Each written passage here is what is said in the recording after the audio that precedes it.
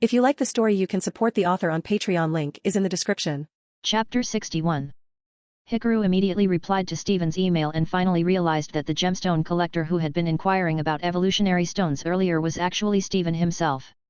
To be honest, the profession of gemstone collector isn't rare in the Pokémon world. In the games, trainers with this role are usually categorized as gentlemen or hikers, so Hikaru never expected it to be Steven Stone. Steven, the champion of the Hone region, was someone Hikaru was familiar with from childhood memories of playing the Ruby, Sapphire, and Emerald games. Along with his close friend Wallace, the two would often trade the champion title back and forth. The reason Steven frequently switched the champion position with Wallace was due to his passion for traveling and excavating rare stones. Honestly, he might as well adopt Paldea's champion tier system, where the Elite Four are also considered champions. That way, Steven could freely leave whenever he wanted. Right, Steven had many rare stones. Hikaru suddenly thought of something important and hurriedly sent a reply. I do have some rare stones here. As soon as Steven received the response, he quickly replied and even added Hikaru as a friend. Hello, let me formally introduce myself. I am Steven Stone, a gemstone collector passionate about collecting rare stones. Through certain channels, I learned about your shop and the unique stones you've sold in the past, namely, evolutionary stones. I have already tracked down the previous buyer and confirmed the details. You once told me that evolutionary stones might appear in areas where Pokémon gather in large numbers. I conducted some investigations but have yet to find anything significant. So, about the rare stone you mentioned, what is it? Finding nothing was expected. Evolutionary stones weren't something one could just stumble upon. Hikaru quickly sent another message. A special rock that fell off the legendary Pokémon, Regirock. A rock from a legendary Titan. That's amazing. Steven seemed extremely excited. Hikaru deduced that this version of Steven had never encountered the legendary Titans, unlike his counterpart from Pokémon Adventures. In the mainline games and anime, the Hone Regi trio weren't required captures, they were more of puzzle-based legendaries. Based on game lore, it was highly likely that the Regi trio in Hone had never been caught by anyone and were still in hibernation. After all, Regis were scattered across various regions, and in the combined games, anime, and manga, the only legal owner of a Regi trio was Brandon, the Pyramid King, but his Regis were unrelated to Hones. By the way, I wanted to ask, do you have a Sunstone or a Duskstone? Sunstones and Duskstones are quite rare. Unfortunately, I don't have a Sunstone on hand, but I do have a Duskstone, which was excavated from MT Pyre long ago. If you need it, I'd be happy to gift it to you. Hikaru was delighted. That's great. But I'd prefer to buy it instead. No need. This is a personal gift, please accept it. To be honest, I do have a favor to ask. If you ever come across evolutionary stones or discover new types, I'd like to purchase them from you. New evolutionary stones. Hikaru did have one, but it was already given to Dowblade. As Hikaru was lost in thought, Dowblade suddenly spoke up, asking about the meaning of the text on the computer. Hikaru explained the conversation. Surprisingly, after hearing the explanation, both of Dowblade's eyes flickered. Yo! Since someone wanted the stone, why not sell it? After all, once it evolved, it wouldn't need the stone anymore. Hikaru was puzzled. Dowblade had always been obsessed with rare stones, so why was it suddenly okay with selling this one? Dowblade crossed its two ribbon-like arms as if folding them over its non-existent chest. Yo pup! Yo! It had a new plan. After hearing that suspicious customer's speech about nation building, Dowblade felt there was something worth learning from it. This wasn't just selling a stone, it was an investment in relationships. With this stone as a foundation, this powerful individual would eventually become an ally. If one wanted to be a king, they had to gather strong figures under their command. This was called winning hearts. Dowblade was paving the way for Hikaru. How about that? Wasn't it doing a great job as an advisor? Plan, success. Hikaru blinked, then sighed. So it was related to that edgy kingdom building scheme after all. Still, no matter how ridiculous the logic was, Dowblade was helping. Hikaru adjusted his mindset. You do have a point. Once you evolve, you won't need the evolutionary stone anymore. But it's a shame there's no Sunstone, otherwise, Petalil could evolve. Hikaru glanced at Petalil, who waved its leaves dismissively. Wah! I'm strong even without evolving. Hikaru thought for a moment and decided not to mention the evolutionary stone for now. Once Stephen arrived, they could discuss it face to face. Meanwhile, Petalil could use the stone to reclaim its habitat. For now, it was better to keep it. So Hikaru agreed to Stephen's request, and the latter quickly responded. I'll visit around July 5th to 6th. Is that all right? We can discuss everything in detail when we meet. Thank you for your time. Stephen seemed thrilled when it came to stones, his enthusiasm knew no bounds. He was so obsessed with collecting them that he'd even resign from his champion position just to search for more. Man, Stephen. Devon Corporation is filthy rich. He's a major client. Financially speaking, only Mr. Bourgeois could compare. No, wait, even Mr. Bourgeois couldn't match up. After all, in the games, that family went bankrupt from collecting antiques, right? TL, for the people that don't know, it's a character from Pokémon Ranger, Guardian Signs. Bye. Yo-oh. Petalil and Dowblade cheered. Today had brought in many new orders. Alright, let's go make some glass.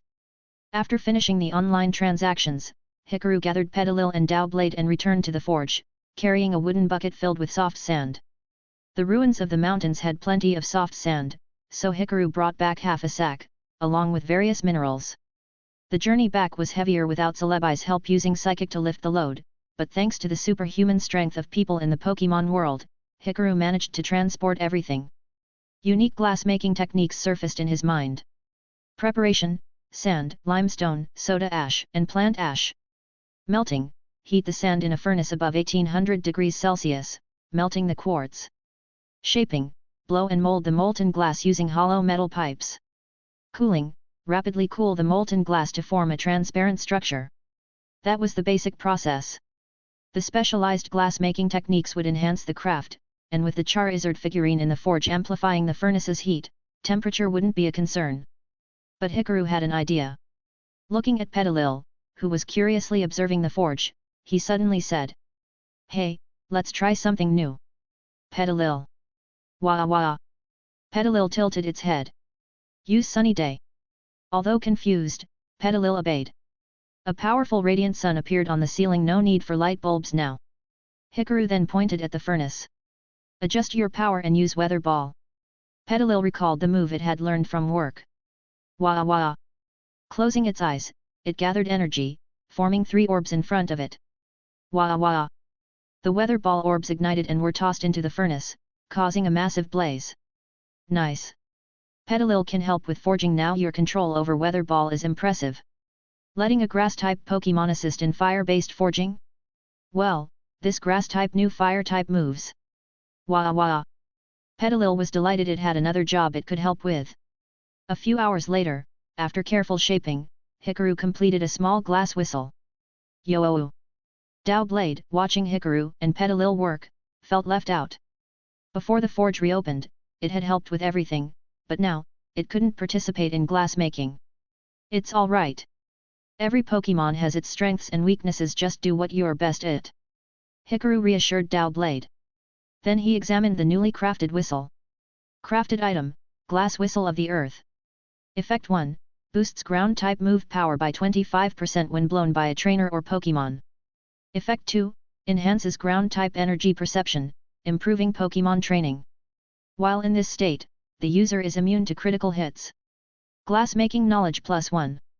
New blueprint unlocked, specialty mirror crafting. Hikaru carefully examined the newly crafted glass whistle of the earth in his hands. The transparent surface reflected the warm glow of the forge fire, showcasing its fine craftsmanship. He nodded in satisfaction. Dowblade, still feeling left out, let out a low murmur and shifted its position slightly. It longed to be part of the process but knew that working with molten glass was beyond its capabilities.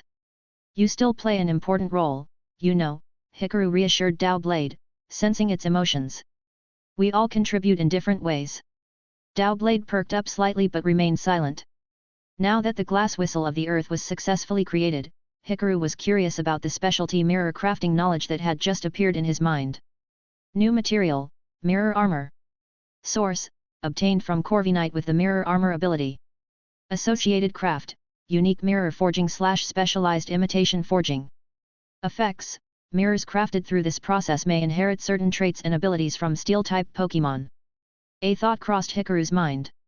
A mirror that retains Steel-type abilities? That sounded incredibly useful. A glass item with Pokémon properties. Could I create something similar to those artifacts used in ancient Pokémon myths? He wondered aloud. The knowledge about mirror forging filled his thoughts. The crafting method seemed complex, but it was something he could work toward. If I can get my hands on a Corviknight with mirror armor, I should be able to extract the necessary materials. Hikaru murmured, making a mental note. For now, he set the glass whistle aside and cleaned up the forge. The day's work had been productive. Just then, his Pokémon communicator lit up with an incoming message. It was from Steven. I'm preparing for the trip now. I should arrive on the morning of July 5th. Looking forward to discussing the details in person. Steven sure doesn't waste any time when it comes to rare stones, Hikaru mused with a chuckle. His Pokémon gathered around, sensing the anticipation in the air. Petalil, now feeling proud of its unexpected role in glassmaking, hopped up and down excitedly. Bye-bye. It chirped happily. Dowblade, though still a little broody, floated closer to Hikaru. Everything was falling into place. For now, Hikaru had more preparations to make before Steven's arrival. Chapter 62. Hikaru's eyes lit up, but when he saw that the material required came from Corviknight, he immediately fell into deep thought. That Pokémon only existed in Galar and Paldea, it wasn't available here. And on top of that, it needed the mirror armor ability? That was way too demanding. Mirror armor was a hidden ability, after all. That being said, could Skarmory's steel feathers or Agrion's shed armor serve as substitutes? After all, Steel-type Pokémon produced plenty of useful materials. Skarmory's iron feathers, Agrion's iron plating, Bronzong's bronze shell, Registeel's blackened metal, Orthworm's thick iron, and Celesteela's aerospace-grade alloy. Wait, Bronzong's pre-evolution, was literally a bronze mirror Pokémon. Maybe picking up bronzer fragments could unlock the special mirror forging technique as well. If I capture a Corviknight, I'd have a steady supply of steel materials. Plus, unlike Skarmory, Corviknight isn't afraid of rain. It's one of the best flying Pokémon out there. Hikaru reigned in his fantasy. No use thinking about it now. Instead, he turned his attention back to the glass whistle of the earth. Oh, so it increases move power a bit just like soft sand normally does. That effect carried over. On top of that, it also boosts ground-type training and prevents critical hits. This whistle is way better than the original glass whistle from Hone. Though it might be because I used soft sand as the base material. That sand was originally found in Regirock's temple, so it likely contained rock and ground-type energy. But since I don't have any ground-type Pokémon, I should sell this whistle. Also, its training effect reminds me of the secrets of the earth technique. Hikaru glanced at Petalil's leaves. Could different Pokémon-related materials create unique variations of the glass whistle?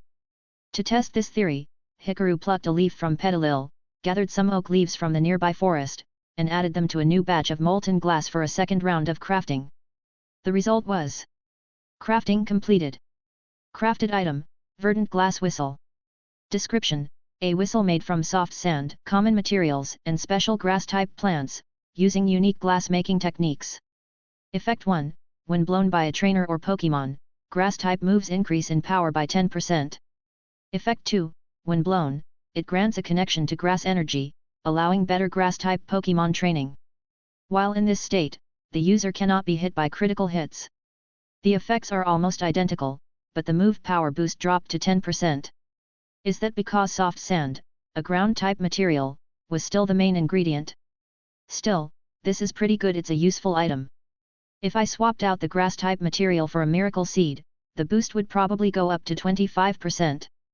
But miracle seeds are naturally occurring items and extremely rare. Maybe I could use my mutant seed research to produce a miracle seed among my crops. Beep beep. Hikaru's computer notification went off. Kanto region, Caei Islands, 4 Island. The red-haired woman, a former Elite 4 Ice-type trainer from Indigo Plateau, Laurelai, had received her delivery. Dugong, Lapras, Cloyster, these sculptures look ancient. Seeing them in person is completely different from looking at pictures online. It's like the feeling I got when visiting the ruins of Alf. Could something like this really be made through sheer carving skill alone? Laurelai stroked her chin as she carefully examined the 1/20th scale sculptures, then picked up the instruction manual that came with them. It was a user guide. Ice-type sculptures will slightly lower the surrounding temperature. Hey, it really does feel a bit colder. I like it. The Dugong sculpture's effect gradually restores HP for ice-type Pokémon. This thing is basically an eco-friendly refrigerator. 2. Laurelai's Dugong suddenly wiggled forward, tilting its head as it gazed at the miniature version of itself. The sculpture emitted a distinct chill, making Dugong feel extremely comfortable. You like it too? Laurelai mused, arms crossed. Caei Islands have a tropical climate, only the Icefall Cave is cold enough for ice Pokémon. As she said, the Caei Islands leaned toward warm climates, so most ice Pokémon resided in 4 Islands Icefall Cave. Laurelai usually let her Pokémon rest there, but lately, with Team Rocket causing trouble, she hadn't been able to let them return. 4 Island was Laurelai's hometown. Her house was on the eastern side of town. With these sculptures, I don't even need air conditioning anymore. Alright, everyone come out. She released all her Pokémon except for Lapras, whose size was too large for indoor summoning. Aside from Dugong and Cloyster, she also had Slowbro and Jinx. The moment her Pokémon emerged, they immediately noticed the temperature shift and turned their attention to the 3 sculptures. The cold aura coming from them lowered the room's temperature, making it far more comfortable for the ice types. Cloyster, with its usual mischievous smirk, examined its own sculpture from multiple angles, curiosity evident in its gaze. The Cloyster sculpture increases the hardness of ice. Maybe it affects training. Testing this theory, Laurelai ordered, Cloyster, use Icicle Spear. Cloyster smirked and channeled ice energy, forming a massive icicle noticeably larger than usual. The icicle dropped to the floor, and when Laurelai touched it, she found it was harder and denser than before. The cold aura it emitted was also noticeably stronger, though only slightly. The difference isn't huge, but as an ice-type expert, I can tell it's real. It even makes my Pokémon stronger. This is amazing. Though it looks like it was designed as a refrigerator substitute. For someone of Elite 4 caliber, reaching new heights in strength wasn't easy. After all, Elite 4 members were basically champion candidates. Yet these sculptures passively boosted both the environment and Pokémon training just by existing. Laurelai was thrilled. The Lapras sculpture's effect was described in the guide as enhancing both ice and water-type energy absorption. That makes sense. If it gathers surrounding ice energy, it could help Pokémon grow stronger. And on Caei Islands, which are surrounded by ocean, this effect would be massive. There's water everywhere. If I put this sculpture in Icefall Cave, it would make a huge difference. Laurelai was genuinely excited. Her Pokémon were now completely absorbed in the sculptures, while she pulled another item from the delivery box, the focus sash. It looks exactly like Lance's, though I nearly broke his last time we fought. This fabric granted incredible power, but wore out over time. Lance had left in a hurry after their battle, so he probably hadn't noticed the wear and tear on his focus sash. Compared to that, the sculptures were extremely durable, though they couldn't be used in battles, since a single attack would shatter them instantly. Good, now I don't have to worry about Lance getting a Dragonite sculpture to annoy me. Laurelai had also ordered multiple focus sashes and even a focus band. Her reasoning? The special focus band had a 5% chance of preventing fainting after using explosion. And her Cloyster knew explosion. Next time, I'll use it to blow up Lance. Laurelai's eyes gleamed with anticipation as she held the focus band. If I'm lucky, I might even trigger multiple explosions in a row. If only there were an item that could turn explosion into an ice-type move, that would be even better. Her attention then shifted to another item, Shell Bell. I've heard of this before. It's a special bell crafted from Hone region seashells. When a Pokémon carries it, it can restore HP upon attacking. Sinnoh seems to have something similar, but what's the actual mechanism behind it? Either way, it's a rare find in Kanto. Laurelai gently shook the shell bell, its chime clear and soothing. Even if I don't use it in battle, it makes a lovely decoration. She browsed through the latest items listed in the Mystery Workshop's shop, noting that several new products had been added recently. King's Rock, Charcoal, Purifying Pendant. Oh. This one looks strong. The price isn't bad either. I'll buy it. Then, a thought struck her. Is there any item that can increase the freeze chance of ice-type moves? Preferably something that boosts it to 50%. Every time I see Lance, I get a headache. If she could freeze opponents on contact, battles would become so much easier. With malicious delight, Laurelai grabbed her Pokémon communicator and messaged Hikaru. Unsurprisingly, she received a response almost immediately. Sorry, but our workshop doesn't have such an item. And with all due respect, a 50% freeze rate would probably get you banned from the Pokémon League. Ha, so there's nothing like that, hey. Laurelai sighed. Not that she cared about being banned, she just wanted to beat Lance into the ground. However, she quickly shook off the disappointment and perked up again. She continued chatting with Hikaru. Hey, shopkeeper, have you ever considered making special ability enhanced dolls? You could create dolls with unique effects, right? Dolls? I could give it a try. That's a great idea. However, since I haven't made any yet, I don't know what their effects would be, and pricing is still undetermined. Oh. Then I'd like to pre-order a Lapras doll. Ah, but no rush on delivery. If you're not in a hurry, that's perfect. Thank you for your support. Laurelai's eyes sparkled with anticipation. She had already confirmed that items from Hikaru's workshop were completely different from ordinary merchandise. Lance only ever bought battle items, thinking raw power was everything. He doesn't understand. Pokémon training and nurturing are just as important. Once she acquired enough specialized training tools, his Dragon Legion wouldn't stand a chance against her team. Laurelai pondered the market availability of unique effect dolls. The only well-known one was Clefairy doll, supposedly capable of escaping from wild battles. But in reality, that was just a distraction tactic, nothing special about it. With that in mind, Laurelai messaged Hikaru again. By the way, I always look forward to new products from your shop. But since I'm an Ice-type trainer, please release more Ice-type items in the future. Chapter 63. In the Unova region, within a villa in Undella town, the bright sunlight slanted through the windows, illuminating the luxurious interior. A young girl with long, cascading blonde hair was also keeping an eye on a certain shop while sending a message to her butler, Darraj. The product's effect is excellent. I feel like my control over psychic power has improved significantly. No, the Snorlax sculpture itself doesn't enhance my psychic abilities, but it calms my mind. Every time I look at it, my emotions and power gradually settle down, and my influence on the surrounding environment decreases. Thank you, Darraj. This is my duty as your butler, my lady. There is no need to thank me. I specifically selected this for you to be of assistance. It's wonderful that the sculpture has had such a beneficial effect. Darraj, on the other side of the Pokémon, sent a message back, relieved that the Snorlax sculpture was helping Caitlyn. So, my lady, how is your journey in Unova? I've made some new friends recently, and one of them acknowledges my strength. Darraj, don't worry. The environment in Unova is wonderful. I'm staying in my villa right now, experiencing all kinds of Pokémon that can't be found in other regions. It's very interesting. It seems like you're enjoying Unova. If you ever need anything, please let me know. I recently defeated a trainer, and it seems they recommended me to the Unova Elite Four. They want me to take up the position as one of the new Elite Four members. Even through the Pokémon, Caitlyn could vividly imagine her butler's shocked expression. After all, she had only just arrived in Unova, yet she had already achieved such an impressive feat. Surely, Darraj must be both surprised and proud. Thinking of this, Caitlyn couldn't help but feel a small sense of pride. Of course, the sculpture played a significant role in this process. That peacefully sleeping Snorlax, carrying an ancient aura, seemed to have been slumbering for centuries. Every time she looked at the sculpture, her mind would calm, and her control over her psychic powers would become more precise, ensuring that she wouldn't inadvertently cause destruction.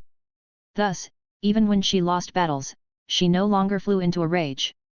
Yes, battles always had wins and losses. She still needed more training. With that thought, Caitlyn sent another message to Darraj. But I didn't accept right away, because I don't think my power is mature enough yet. I need to train further before making a decision. Back when I was with you, I never realized how thrilling and enjoyable battles could be. I need to refine my control over my psychic abilities even more. As for that useful sculpture, I really like it. I've been keeping an eye on the store you recommended. The owner seems to sell many interesting items. If I see something I like, I'll send it to you, and I'd appreciate it if you could send it to me. However, the shop doesn't seem to sell many artistic pieces, which troubles me a little. Besides sculptures, they should also offer paintings, carpets, and other artistic decorations. That way, I could use these items to decorate my villa. Well then, let's talk next time, Darich. With a sigh of relief, Caitlyn put down her poker after seeing Darich's response. At that moment, another voice spoke up in the room. Your butler really dotes on you. I wish I had such a thoughtful butler. The speaker, a short-haired woman clad in a black skirt and stockings, with exaggerated decorations on her upper body, looked at Caitlyn with envy. She seemed to have been writing something, but now she stretched, accentuating her graceful curves. Shintel, one of the Unova Elite Four and a well-known novelist. He's my butler. You can't borrow him. Caitlyn answered seriously. Shintel waved her hands. All right, I was just joking. Speaking of which, your home's decor is unbelievable. Even just looking at that sculpture calms my emotions. This is bad. I can't write anything in this state. Shintel suddenly groaned in frustration, clutching her purple hair. As a novelist, I can't write passionate, exciting scenes when I'm too calm. I need intense emotions to create climactic moments. I originally came to your place to gather inspiration, but instead, my mind is now so peaceful that I can't write a single word. Shintel stared blankly at the Snorlax sculpture. The more she gazed at it, the sleepier she felt. Caitlyn had told her there was something beautiful in her home, which piqued her curiosity. However, instead of gaining inspiration, her mind had gone completely blank. The sensation was strange and soothing, but for a novelist, it was a disaster. She asked Caitlyn whether the sculpture possessed some kind of psychic ability, but the answer she received was that the sculpture itself carried an inexplicable power. Truly mysterious. Then why not order a custom sculpture? Maybe there's one that can excite emotions instead. Caitlyn answered calmly while browsing the store's product page on her poker, carefully selecting an item. Shintel also began browsing. Actually, I once saw special talismans in the shop. The description said they were a ghost-type Pokémon's favorite item. I wanted to buy one, but they were already sold out. Darn it! If only I had discovered this shop earlier. After Caitlyn introduced her to the shop, Shintel had been browsing its products, and her mind was suddenly flooded with inspiration. However, due to the Snorlax sculpture's effects, those ideas quickly drifted away, making her forget everything. How does this Snorlax sculpture even make people instantly forget things? Shintel felt utterly speechless. The fleeting inspirations disappeared, but when she continued browsing the shop, new ideas kept emerging. It was a bittersweet struggle. A mysterious workshop hidden in an unknown corner of the world, crafting unique items with special effects. What a perfect concept for the opening of a new novel. However, Shintel's favorite theme was still about trainers challenging the Elite Four. The bonds between trainers and their Pokémon. Every person who lived alongside Pokémon had their own story. The tales of humans and Pokémon helping each other were far more compelling than stories featuring only humans or only Pokémon. So, what kind of Pokémon would this mysterious craftsman have? What had they experienced in the past, and what awaited them in the future? Deep in thought, Shintel continued browsing the store's sculpture section. A chandelier sculpture seems like a good choice, but I don't know what effect it would have. She pondered for a moment before sending a message. Can the effects of a Pokémon sculpture be customized? She stared at the shop's reply screen and soon received a message from Hikaru. Each Pokémon sculpture has a unique effect. But truthfully, even I don't know what an unknown Pokémon's effect will be. This mystery is part of the product's appeal. So the effect is unpredictable. But a chandelier's effect will definitely be different from Snorlax's. Without thinking too much, Shintel decided to place an order. A vintage aesthetic. The shop's antique craftsmanship would pair well with her chandelier. After all, chandelier's design itself was inspired by an old-fashioned chandelier. Whenever she looked at chandelier, inspiration flowed endlessly. Every night, it illuminated her books with its eerie ghostly flames, creating the perfect ambience for writing. By the way, the shop sells mystical cloth. Has the owner considered making mystical paper? Shintel suddenly had an idea. Oh, thank you for the suggestion. That's an interesting concept. If I create a mystical notebook, I'll add it to the shop and notify you. Great.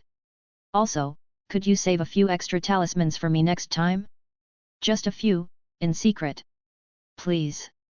No problem. I'll include some extra talismans when your sculpture ships. Caitlyn also opened the chat window at that moment, but she was inquiring about something else. Have you considered creating unique new art pieces? Like carpets, wallpapers, scroll paintings, or tea sets? I saw an item called a glass whistle, and its design looks great. But if there were glass products with psychic-type attributes, that would be even better. Last time, I bought a vintage-style Snorlax sculpture from your shop, a gift from my butler.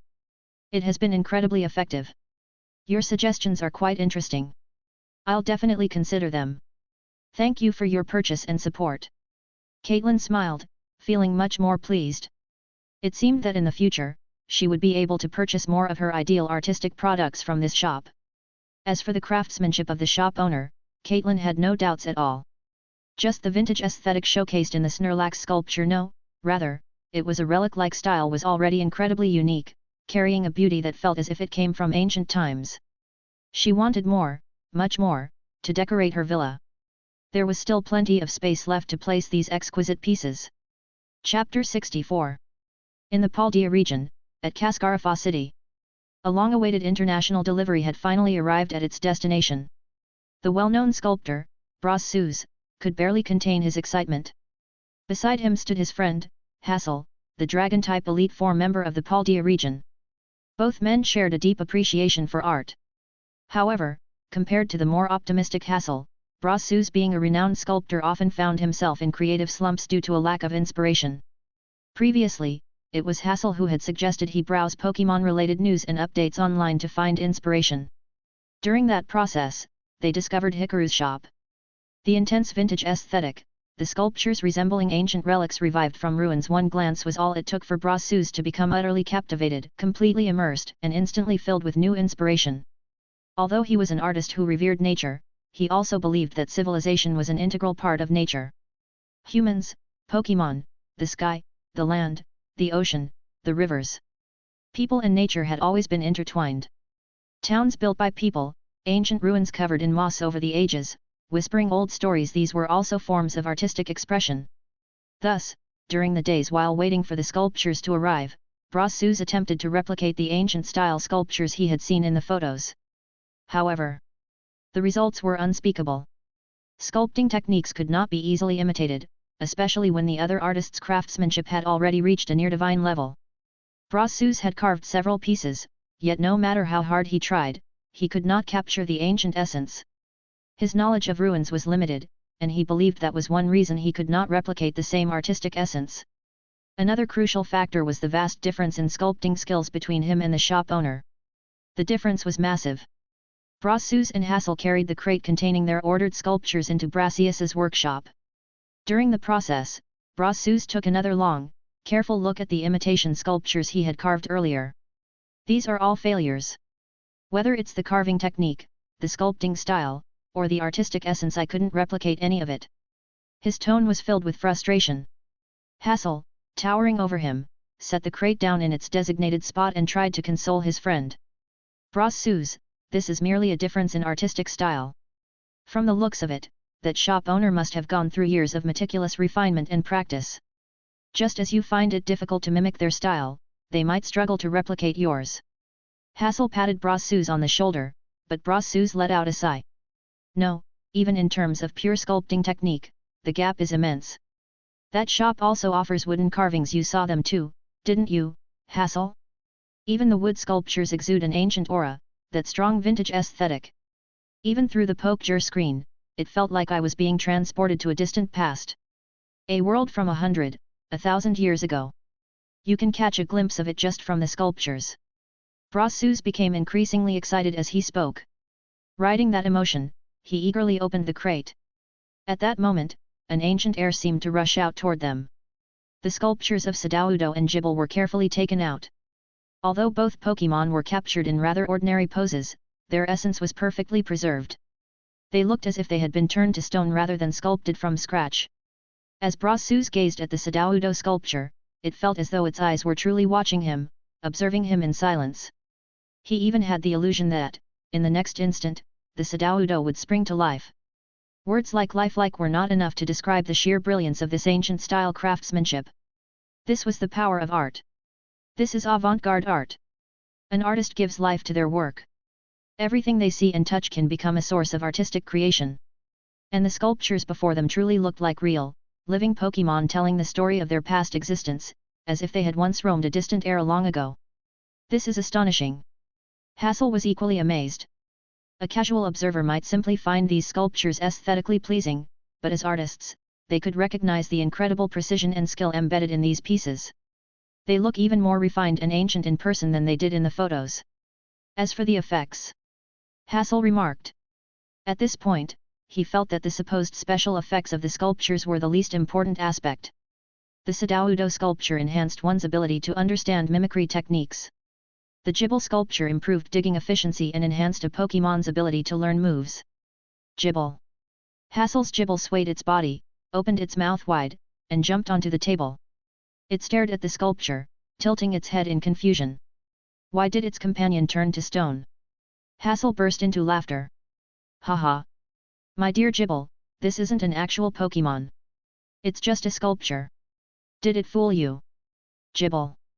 Jibble looked at the two humans, then at the sculpture again, scratching its head in puzzlement.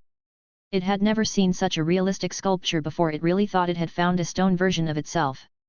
Jibble stared at the sculpture in a daze. Then, all of a sudden, strange thoughts began forming in its mind. The feeling was like instinct. Following this instinctual pull, Jibble subconsciously started moving. Swaying its body, it focused its energy toward its tail. Its perception of dragon-type energy sharpened. Before, it had always relied purely on instinct to use its moves. But now, for the first time, it felt as though its power could be freely controlled. Thus, using all of its strength, it clenched its tiny claws, closed its eyes, and focused intensely. Jibble. Oh! Jibble, what's happening? Hassel quickly checked the description of the sculpture's effects. At that moment, Jibble's tail was swelling, a surge of dragon-type energy condensing at its tip. The shining energy burst from its tail, forming a powerful whip-like force. Jibble had learned Dragon Tail. Jibble. The little Pokémon let out an excited cry, eagerly swinging its newly energized tail. Its actual tail was short, so it had never been able to execute wide, sweeping attacks like stronger dragon types.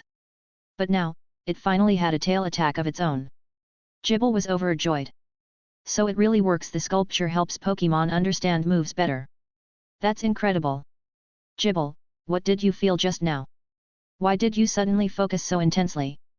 Both Hassel and Brasus were astounded as they circled around Jibble, examining it from all angles. Brasus, in particular, had been completely captivated by what had just transpired. A sudden rush of inspiration flooded his mind. A new sculpture. A new art piece. Jibble learning Dragon Tail. Inspiration. It's flowing out of me. Brasus gazed excitedly at the Jibble sculpture. He knew exactly what he needed to sculpt next. Then, looking at the Sudowoodo sculpture, he felt another surge of creative energy rising within him, boundless and unstoppable. Immediately, he gathered his wood materials and prepared his carving tools. Hassel was taken aback, but Brasus declared, this time, I will replicate this sculpting style. Seeing the real sculpture is completely different from just looking at photos. This artistic beauty, transcending time and space, I will perfectly recreate this carving technique. And I will apply it to my next masterpiece. Avant-garde art. Brasus had entered an artistic frenzy. As an artist, he had a relentless pursuit of perfection, often falling into creative slumps so severe that he would even close his gym temporarily. Seeing him in this state, Hassel knew there was no point in trying to talk to him now. Brasus would be consumed by his work until the sculpture was complete. Hassel sighed but soon smiled. At least the shop owner's work had helped Brasus break through his slump. That was the best outcome possible. Hassel himself had also gained inspiration from the sculptures. How could ancient aesthetics be translated into painting and music? It was a difficult challenge, but the ability to turn these feelings into tangible art and share them with others, that was the magic of painting and music. Opening his Pokémon, Hassel stared at Hikaru's shop for a moment before sending a message. Shopkeeper, have you considered making musical instruments? Or custom orders? Also, some tools for Pokémon training. The new items listed are the glass whistle and hardy soil treats. By the way, among the Elite Four members, Ms. Rika is a ground-type specialist, isn't she? These items might be useful to her. You should recommend them to her. Beep beep. Just then, Hassel's poker rang. Seeing the caller ID, Hassel sighed in mild exasperation before answering the call. Yes, this is Hassel. I'm in Cascarafa City.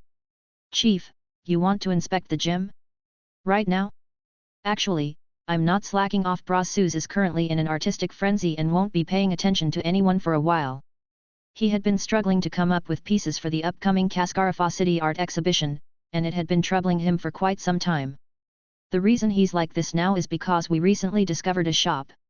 Oh, by the way, aside from artistic items, this shop also sells training and breeding tools. You might be interested in them, Chief.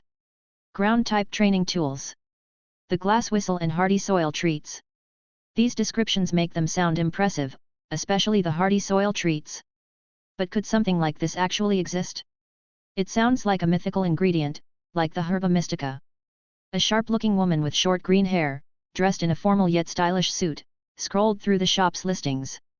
She had just finished another battle and interview match against a rising star trainer who was challenging the Paldea League.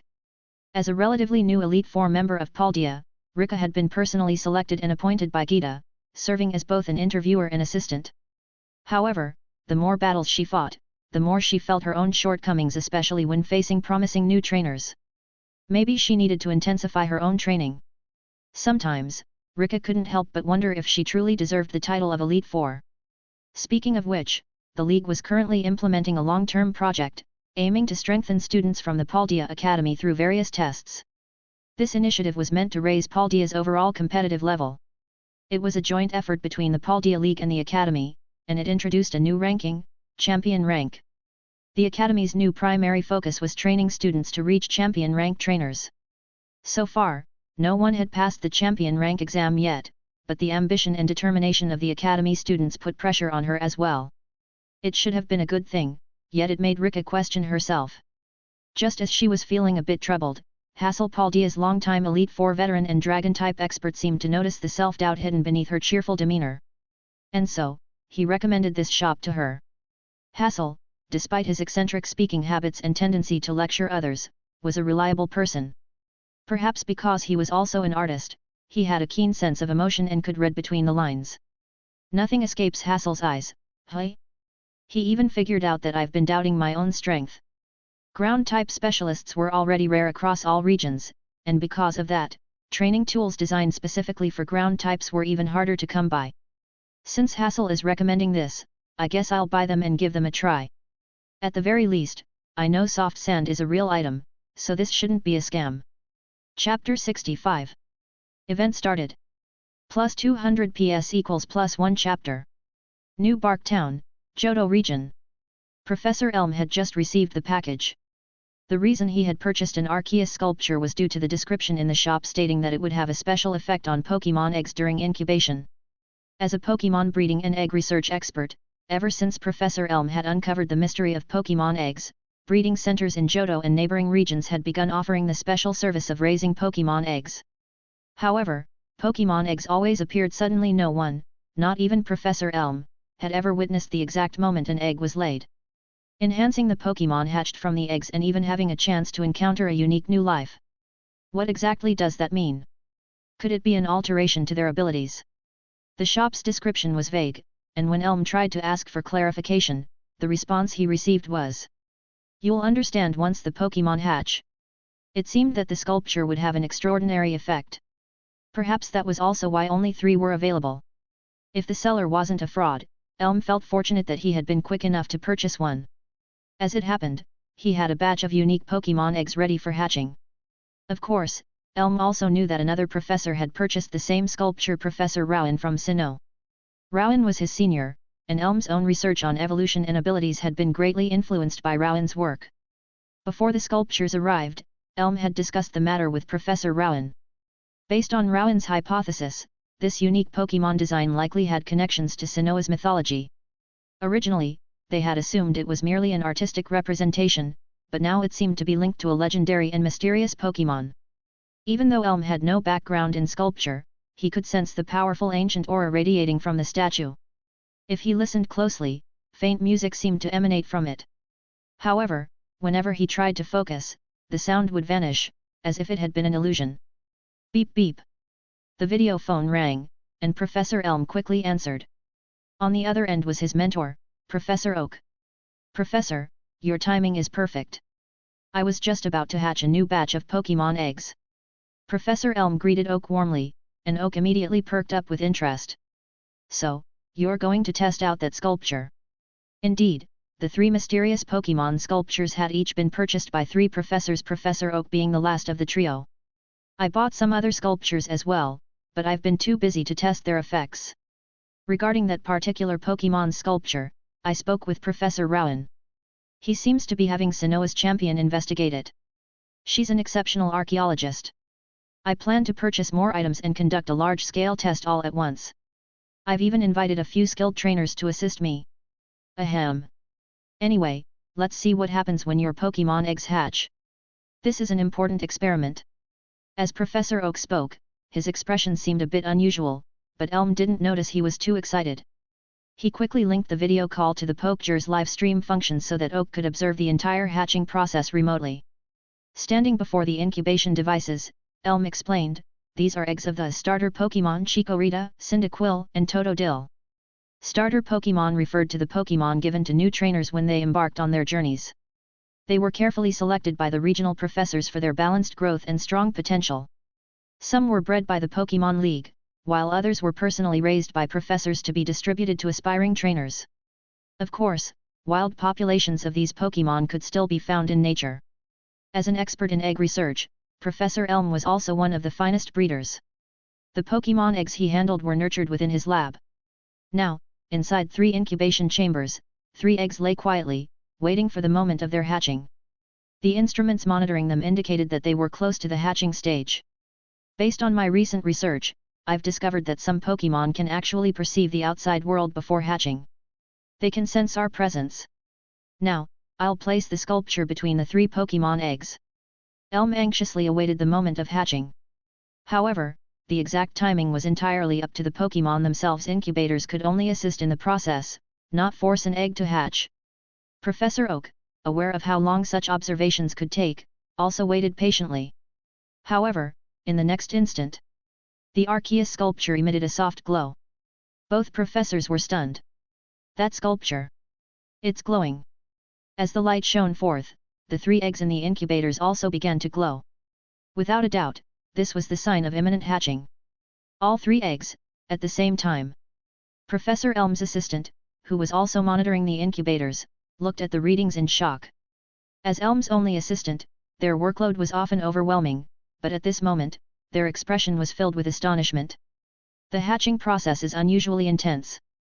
This is completely different from before, Professor. Keep monitoring the instruments and gradually adjust the power output to a safe threshold. Elm instructed as he anxiously watched the eggs.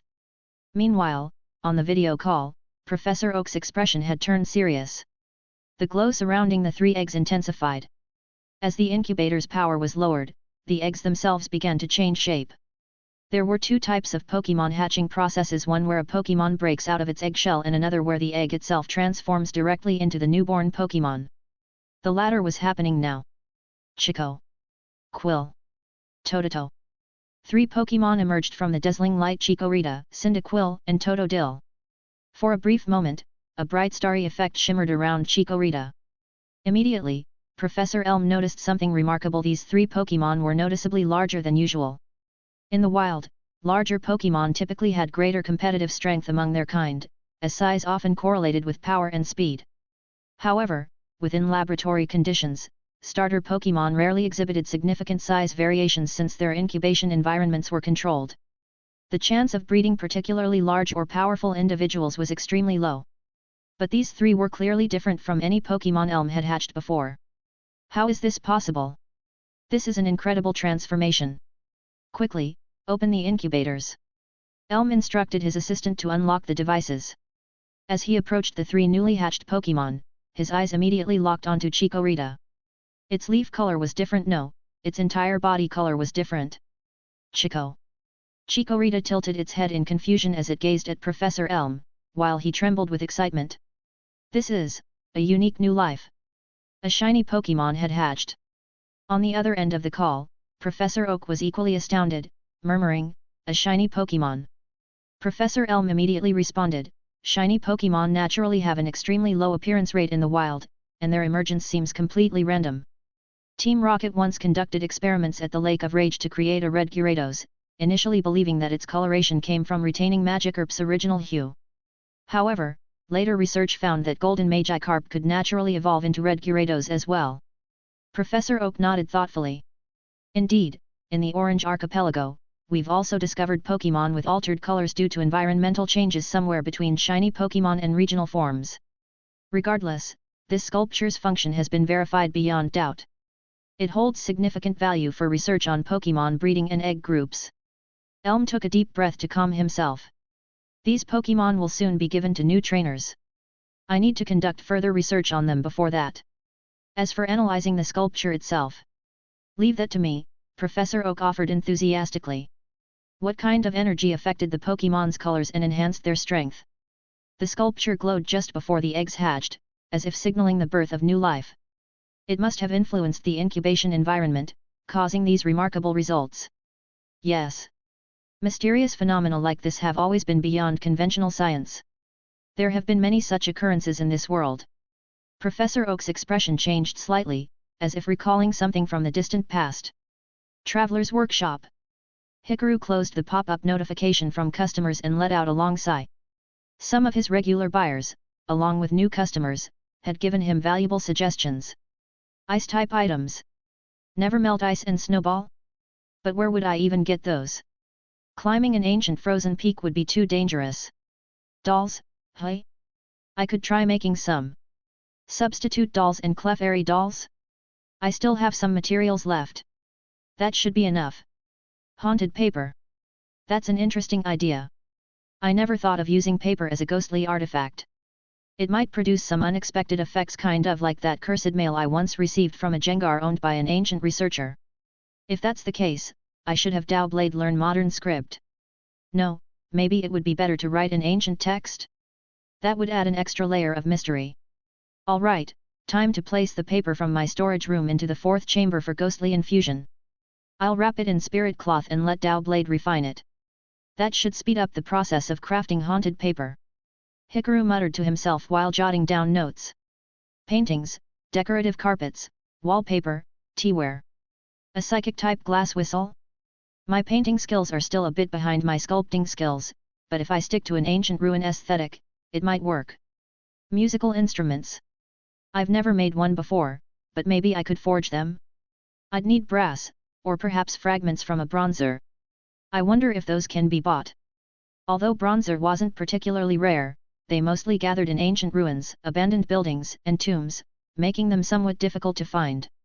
If that's the case, I need to purchase a large variety of materials from external sources. Fortunately, I've made quite a bit of money recently, might as well spend it all. Hikaru began searching for the necessary tools and resources online. Some Pokémon materials, like Wigglytuff fur, were considered high-end Pokémon textiles and could be bought from ranchers who specialized in raising them. But other rare materials were much harder to obtain. My recent earnings from selling sculptures and various items have totaled around 3 million Poke dollars. The price of sculptures varied widely, with some being inexpensive and others highly valuable. Stock levels also differed. Among them, the Arceus sculpture alone had brought in 600,000, while other sculptures combined had made around 1,500,000. The rest came from charm talismans, battle items, light-infused pottery, and specialty food products, adding up to another 1 million. There's still some unaccounted revenue from custom orders, including commissions from Mustard and Clavel. Their payments will be processed once they receive their sculptures. Now, let's buy Pokémon materials, common minerals, and cotton for stuffing plush toys. Cotton. Cotonese cotton is a specialty of Unova. Minerals. The Galar mines are rich in brass and premium minerals associated with Copyraja. Paint pigments. Smeargle's tail pigment from Johto is top tier. Textiles. Wigglytuff fur from Kanto is woven into the finest yarn. These Pokémon were common and had lived alongside humans for ages, forming a mutually beneficial relationship. This made it relatively easy to purchase their materials online. However, high-quality items came at a steep price, and Hikaru's funds quickly dwindled. Just buying extra stock of these 4 materials already cost me 1,880,000. Now I have 1,500,000 left. Altomare's artistic frescoes and stained glass, Flockaside Town's unique musical instruments, Rhoda's vintage crafts and traditional clothing, Hone's volcanic ash pigments. Spent 1,100,000 as expected. Art supplies are ridiculously expensive. After checking his remaining balance, Hikaru saw that he still had 400,000 poke dollars left, just enough to purchase some additional supplies. Next time Charizard and the others come back with deliveries, they're going to have their hands full. Chapter 66. Plus 400 PS reached. Next goal, 600 PS. Night fell, and drowsiness crept in. To prepare for tomorrow, rest was essential. So, after a busy day, Hikaru didn't continue working. Tonight, Petalil didn't stay outside the house. Instead, it surprisingly ran inside, jumped onto Hikaru, and quickly fell asleep. After helping with the fire and forging today, she must be a little tired. Hikaru assumed Petalil was exhausted from assisting with the forging earlier. That was at least part of the reason. However, Doublade's 2 eyes glanced at the sleeping Petalil. You. It seemed that today's encouragement had helped her release some inner tension. But she was still a little nervous about tomorrow, which was why she sought comfort in her trainer's embrace. Though Doublet could be careless at times, it was also very attentive to details. Small details, big discoveries. Hikaru smiled and looked at the slightly awkward Doublet. You can sleep with me too, but I'm a bit worried you might unsheath yourself in the middle of the night. Yo-woo. Doublet denied it outright. Its sleeping posture wasn't that bad. It had spent 1,000 years lying in a warehouse collecting dust. If Hikaru hadn't woken it up, it would have just kept lying there. But since Hikaru had invited it, Doublet floated beside the bed, found a comfortable spot, and leaned against the bedpost. There. No more worrying about accidents. As the night deepened, outside the house, Turwig once again sneaked closer in its usual suspicious manner. Yet, no one noticed except for Unknown, which quietly observed everything. Hikaru gradually drifted into sleep. The dream started turning pink. Hey! Hikaru stared blankly at the world before him. A simple wooden house stood in the middle of some trees and shrubs. There was a pond in front of it and a patch of fertile soil. Wah wah! Petalil wobbled at Hikaru's feet, also curiously looking around. And this time, Hikaru realized something. This was a dream, and not just any dream. A Pokémon dream world. So, this small house before him should be his dream world home. However, unlike the standard red and white house, its colors and architectural style were closer to his own workshop. It seemed that this house had been modeled after his real-world workshop. I didn't sync using the C device, yet I still entered the dream world. Compared to the last time in the Burned Towers dream, the coordinates this time are surprisingly normal. In the 5th generation Pokémon games, the dream world was first introduced to the public. However, entering it required completing a main quest and obtaining Dream Mist, which allowed players to sync their game and Pokémon's dreams, connecting them to this new world. Apparently, this small house was his workshop, and this dream belonged to Petalil. My thoughts are clear this time, and I'm fully aware that this is the dream world. Is this because of the dream world itself, or the effects of my Dream Explorer knowledge? Last time, when he entered Walking Wake's dream, he gained a unique ability, Dream Explorer, which sometimes caused him to enter a Pokémon's dreams passively. He also had a chance to bring something back from the dream. Last time, he had brought back a fragment of Walking Wake's crest. The Dream Island home. That fertile soil is a berry plantation. In the Unova region, due to a lack of soft soil suitable for berry growth, berries could only be cultivated within the dream world, making them a rare commodity. The lack of soft soil is probably because Unova doesn't have Dugtrio. Although it has Drillbur and Excadrill as alternatives, they're more suited for mining than soil cultivation. Hikaru pushed open the small house's door. Inside, there were some basic chairs and tables, but most of the space was empty. Suddenly, a flood of information rushed into Hikaru's mind. Crafting building, Dream Workshop. Description: originally a normal dream world home, but due to the power of the symbol slate, it has transformed into a replica of your real-world workshop, granting it unique abilities. Hey? A crafting building. Was this due to the symbol slate's influence, the same one that had led him into Walking Wake's dream last time? The symbol slate, a stone tablet that creates all things. Hikaru murmured. Building Effect 1, Dream Inviter. Occasionally, Pokémon will visit your dream world and request tasks from you. These effects only work while inside the dream world. Some Pokémon may choose to settle near your dream workshop, expanding your floating island and triggering unique events. Building Effect 2, Dream Island Link. Allows connections to special dream islands, potentially triggering rare events. This lets me connect with Pokémon. That's definitely the power of the symbol slate. Pokémon settling in my dream world. Is this some kind of Pokémon version of Animal Crossing? Speaking of which, Hikaru's eyes turned toward the corner of the house. Unlike his real-world workshop, this place only had one room. Hikaru walked through the living area to a separate room and opened the door. Inside, embedded densely into the walls, were symbol slates. So last time's dream wasn't a coincidence. The symbol slate's power had already seeped into my dreams. That so-called mental enhancement must have been caused by this. Hikaru picked up Petilil and looked around, but he couldn't find Dowblade. Is it because only one Pokémon can sink into the dream world at a time?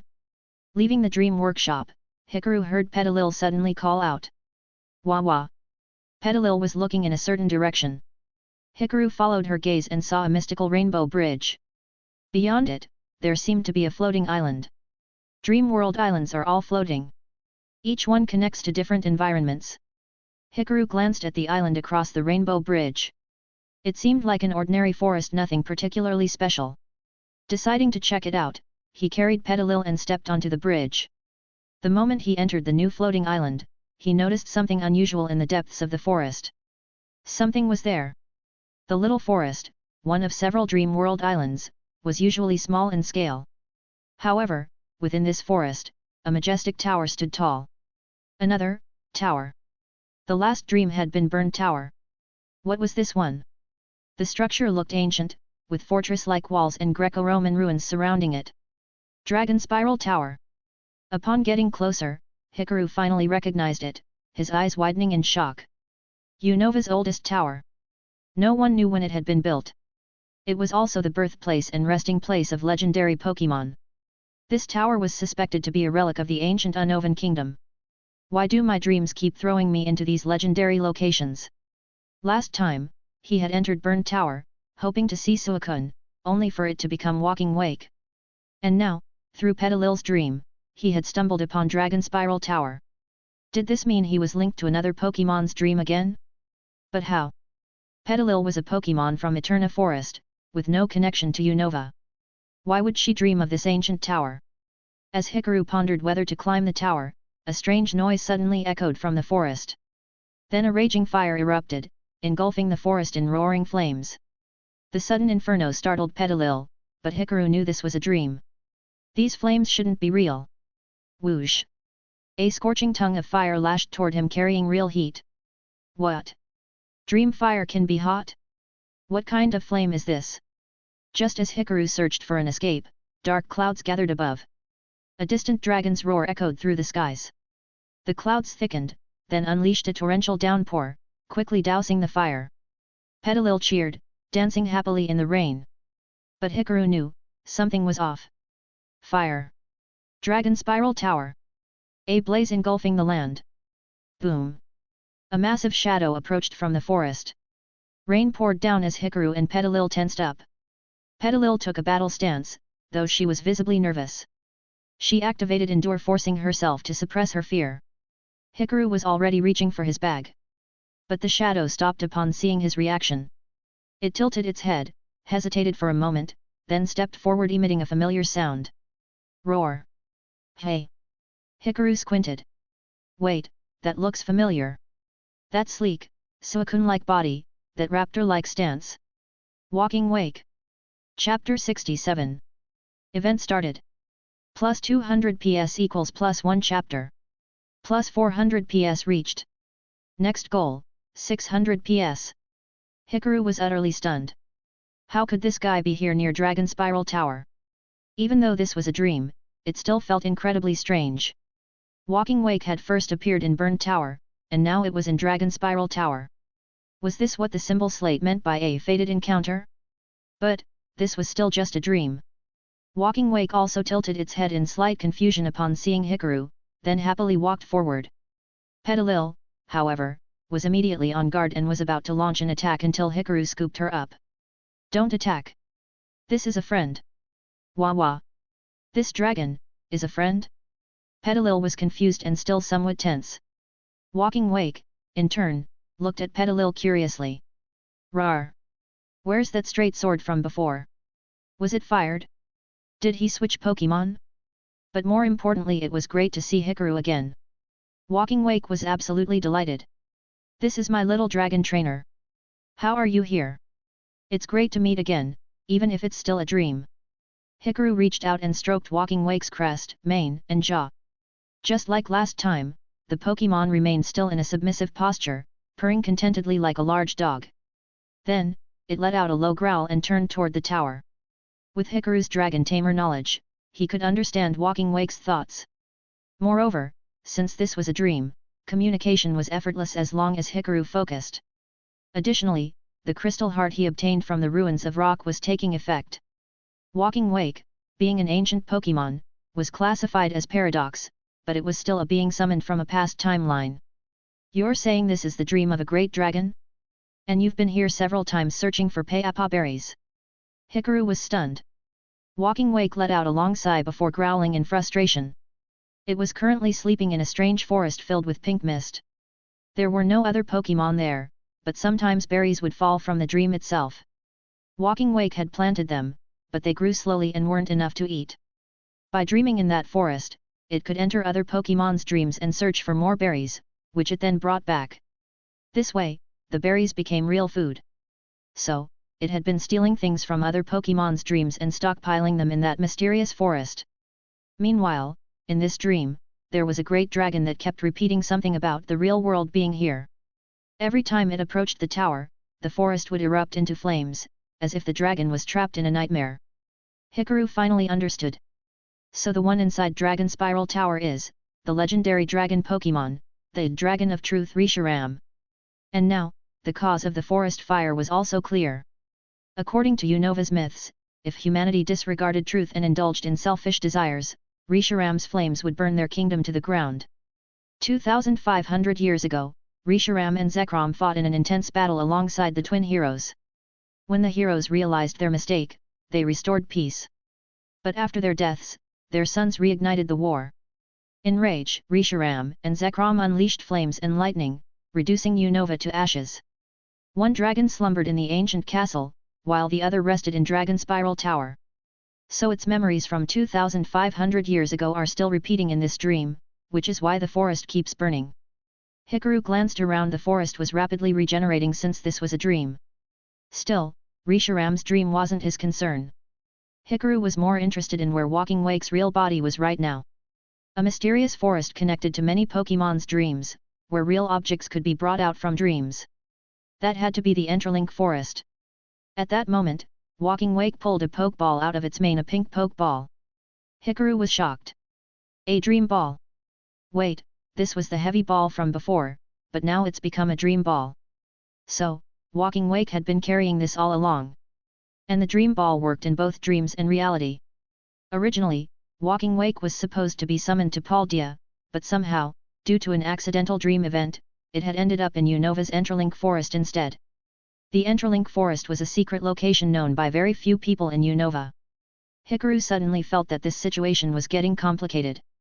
As a dream explorer, he could bring one object out of the dream.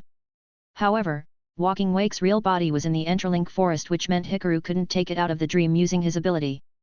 That pink mist in the forest must be dream mist, the key to entering the dream world. Hikaru gripped the dream ball and checked its information. Crafted item, Dream Ball, Walking Wake's Pokeball. Description, a mysterious Pokeball that appeared in the Enterlink Forest. It can capture any Pokémon within the forest. Item effects, if used in the Enterlink Forest, catch rate times 255. Otherwise, catch rate times 1. If used on a sleeping Pokémon, catch rate times 4. Otherwise, catch rate times 1. Note, this unique Pokeball was created using Dream Mist and Dream materials. Since Walking Wake has already been captured and is in the Enterlink Forest, it cannot be removed from the dream via Dream Explorer. You must visit the Enterlink Forest. Hikaru sighed in disappointment. So he couldn't take it out after all.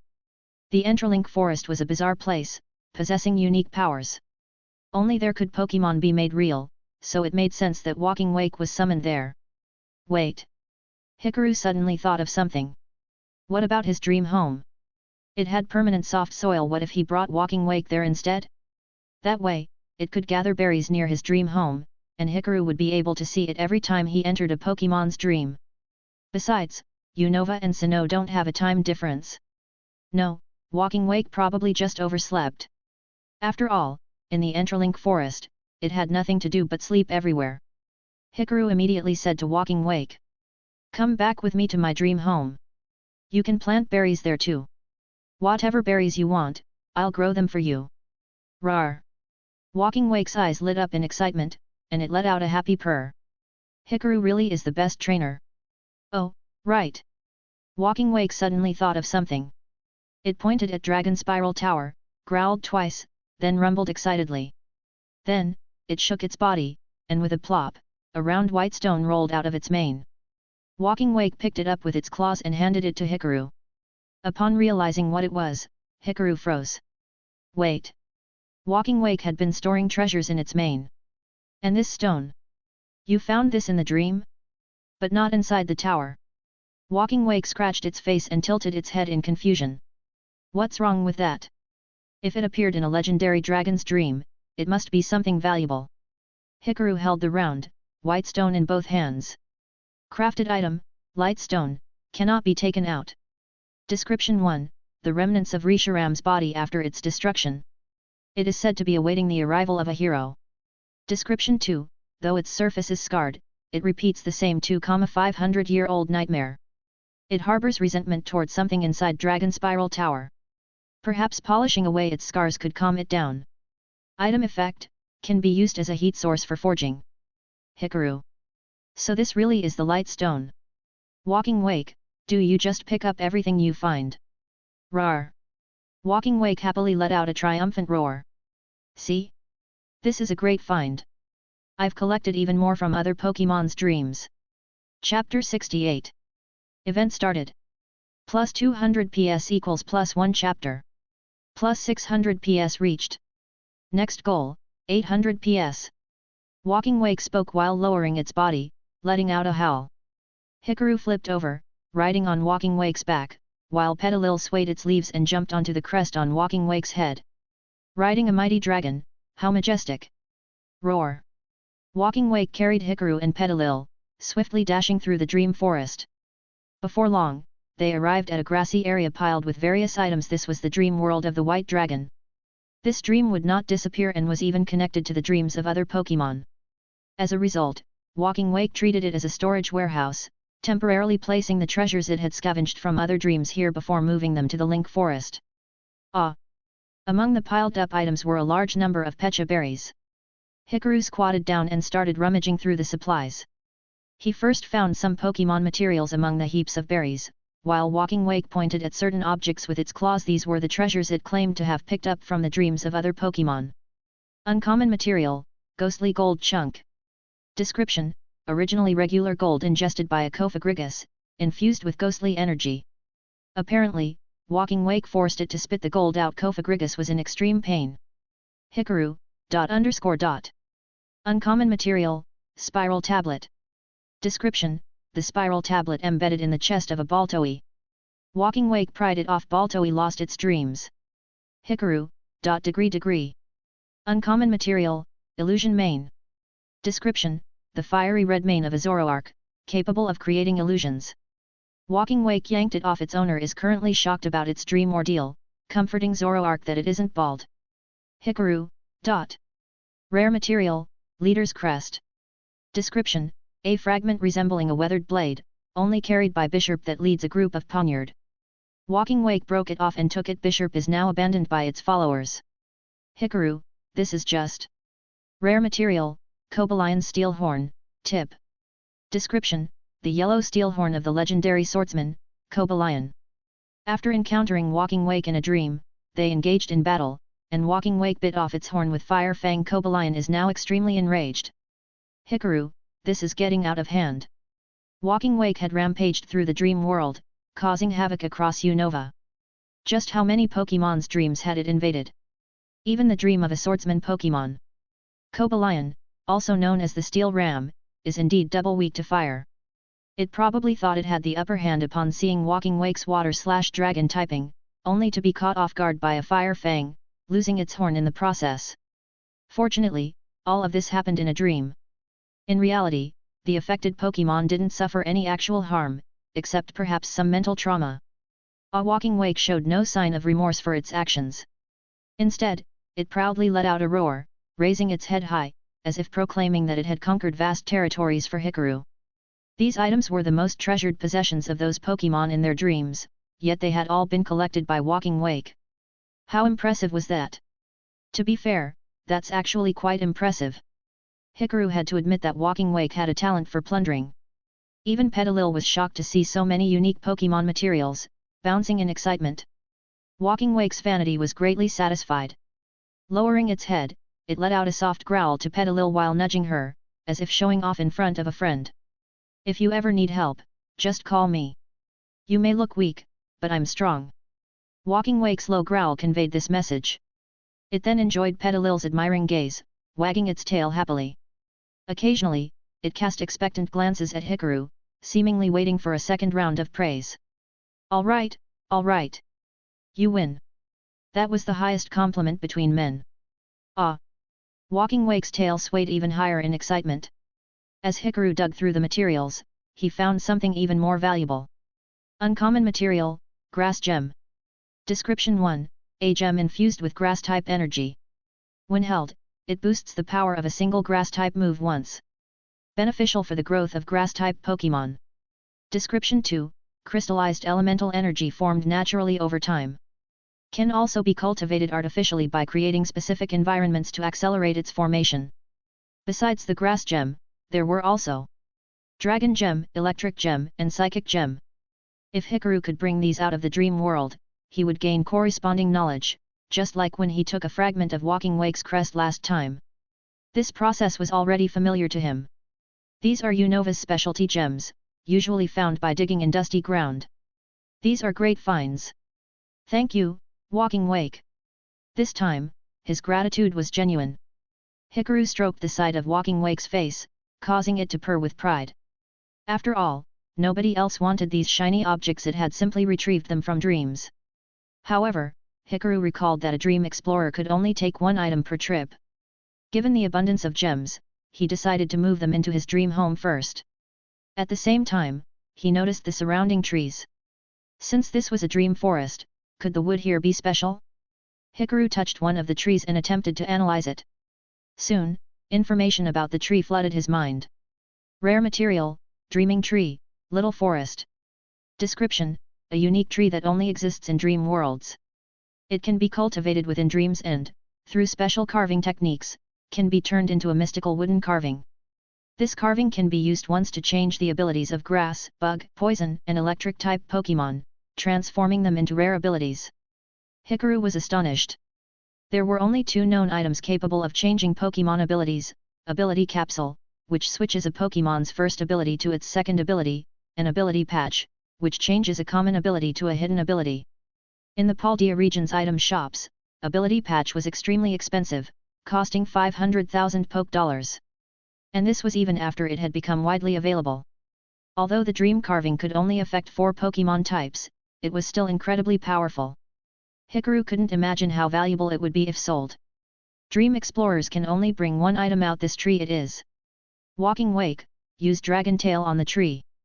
Hikaru gave the order, and Walking Wake let out a roar, swinging its massive, whip-like tails, instantly felling a large tree. Boom! The tree crashed down with a loud thud, and Walking Wake turned to Hikaru. Should I transport this tree back? Yes, take this fallen tree back home. Aru! Walking Wake spun around, coiling its powerful tail around the tree and lifting it with ease. Hikaru opened his bag, storing away all the Pecha berries and gems, then carried Petilil and directed Walking Wake across the Rainbow Bridge. Thud! The mighty dragon arrived at the dream home, placing the felled dreaming tree in the open space in front of the small house. Acquired craft, Dream World Wood Carving, B, allows carving statues in a Dream World style. Requires dreaming tree wood to function. The carvings induce sleep and grant Pokémon rare abilities. As Hikaru touched the tree, the corresponding skill was acquired, and he breathed a sigh of relief before excitement took over again. Looking at the modest dream house, Hikaru wondered how to transport the Lightstone's flames out of the dream. Maybe he could chop more trees, turn them into charcoal, and take them out? It seemed like he had a lot of construction work ahead. Chapter 69. This is the soft soil area. Hikaru carried the pecha berries to the edge of the fertile ground. Walking Wake eagerly watched as Hikaru buried the berries and watered them. Meanwhile, Petalil happily bounced forward. Ah! Walking Wake curiously looked at Petalil, unsure of what the little one was about to do. Petalil is an incredible cultivator. Hikaru stroked Petalil's leaves. After days of hard work, Petalil had gained considerable knowledge and learned new moves. She naturally had the ability to enhance plant growth, and now she decided to showcase her skills in front of this mighty dragon. You may be strong, but I have my own unique abilities too. Petalil gathered light, illuminating the soil. Sunny day. Then, Petalil used growth. Her body instantly expanded, boosting her attack and special attack, and under sunny day, the effect doubled. Wow! The soft soil reacted, resonating with Petalil's energy. The ground split open as multiple berry seedlings sprouted rapidly. Petalil has completed the cultivation process, gaining experience and growth. Acquired knowledge. Mega growth increases plant maturation speed by 25% and quality by 25%. Ah! Walking Wake was astonished, glancing at the seedlings in the soil and then at Petalil, who had rooted herself into the ground. Its eyes now sparkled with admiration and excitement. A partner who can make berries grow faster? This little dragon human's new companion is amazing. How could it not be great? Now, there will be an endless supply of pecha berries. Receiving Walking Wake's approval, Petalil was overjoyed, lifting her leaf-like skirt in excitement, showing that all her hard work had paid off. With her and Hikaru cultivating together, the berries would grow even fuller and taste better. Growling, Walking Wake let out a pleased rumble, lowering its head to nuzzle Petalil before licking her gently.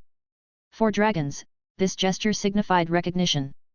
Walking Wake's eyes now regarded Petalil differently, and its expression transformed into that of a hopeful pup waiting to be fed.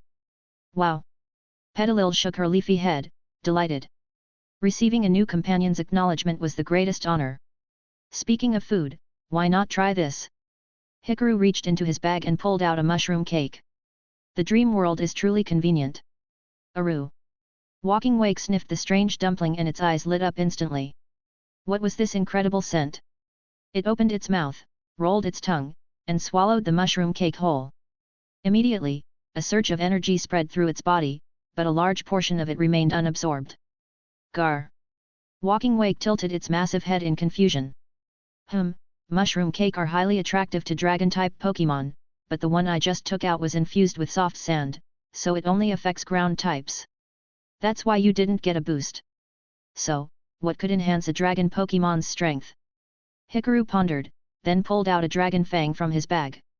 The Dragon Fang boosts the power of Dragon-type moves when held. Beyond being a power-boosting item, Dragon Fangs were also used as a secret ingredient in certain cuisines. In the Alola region, a special broth was brewed using Dragon Fangs, but since they were rare, obtaining them in the real world required either searching in Dragon Pokémon habitats or acquiring them from Dragon Master clans. Blackthorn City in Johto, Village of Dragons in Unova, and Meteor Falls in Hone were such places. Maybe I can ask Lance for help, Hikaru thought. Meanwhile, the Dragon Fang he had just created in the dream world wasn't actually a new material, it was just imagined into existence. Hikaru began grinding the Dragon Fang. In the dream world, any tool could be conjured at will, and soon, he had collected the powdered remains and kneaded them into a new batch of mushroom cake. This time, a new description appeared. Ferocious Dragon Treat, temporarily amplifies Dragon-type energy, aiding in the growth of Dragon Pokémon.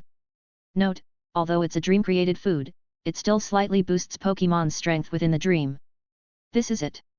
Try this one. Hikaru tossed the modified mushroom cake to Walking Wake. The dragon once again caught it in one gulp, swallowing it whole before even tasting it. It really was impatient when it came to food. Guru! This time, Walking Wake's eyes gleamed even brighter. It excitedly shook its head and tail, lifted its head skyward, and let out a triumphant roar. A surge of dragon-type energy slowly rose within it. Walking Wake then turned its expectant gaze to Hikaru. It wanted another one. Just one more. In reality, this would be even more effective. Hikaru chuckled, rolling a few more mushroom cake, which Walking Wake eagerly licked up and swallowed. It then rumbled in satisfaction. Pecha berries and mushroom cake, what more could a dragon ask for? For now, stay here until I reach Unova, Hikaru stroked Walking Wake's mane. I'll try my best to visit the dream world often, so you won't feel lonely. That said, without dream mist, entering the dream world seemed to be random. Walking Wake responded. The Link Forest was indeed boring.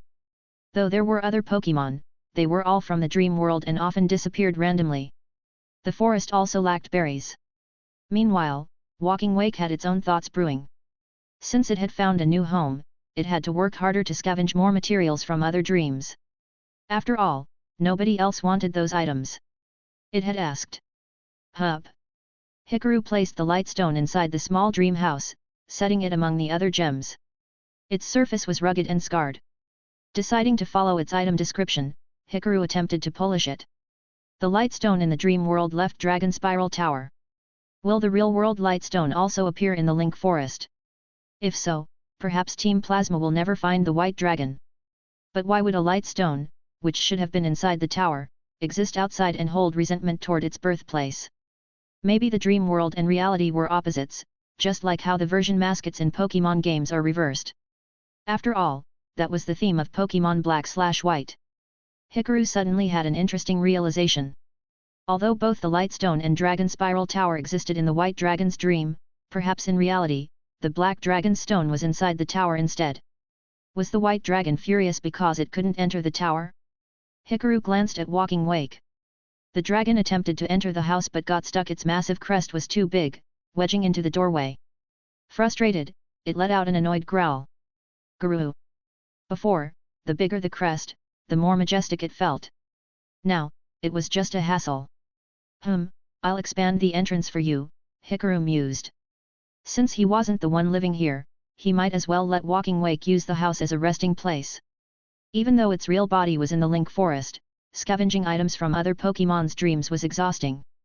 Unova really is fascinating. It can connect dreams and reality. Hikaru marveled at this concept as he dismantled the house's entrance.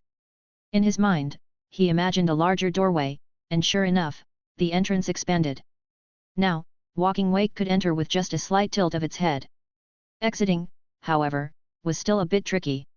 Nonetheless, it squeezed inside, curled up comfortably, and lay on the floor, staring at Hikaru.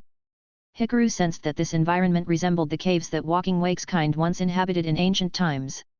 A home-like cave structure. It made the dragon feel safe. Invited Pokémon, Walking Wake. Effect: the settled Walking Wake will expand Sky Island and bring alternating sunny and rainy weather. Wow! Petalil also hopped inside, curiously exploring the interior. Since this house was based on her dream, it was quite similar to a workshop. Finally, Hikaru carefully polished the light stone, removing its scars. Polishing bonus: the light stone's surface scars have vanished, calming its fury. The stone's elemental energy has increased. The light stone's power will now bring vitality to its surroundings. Ha! Petalil yawned, and the dream world began to blur, a sign of waking up. Time's up. Hikaru glanced at Walking Wake, who also realized this and let out a regretful rumble.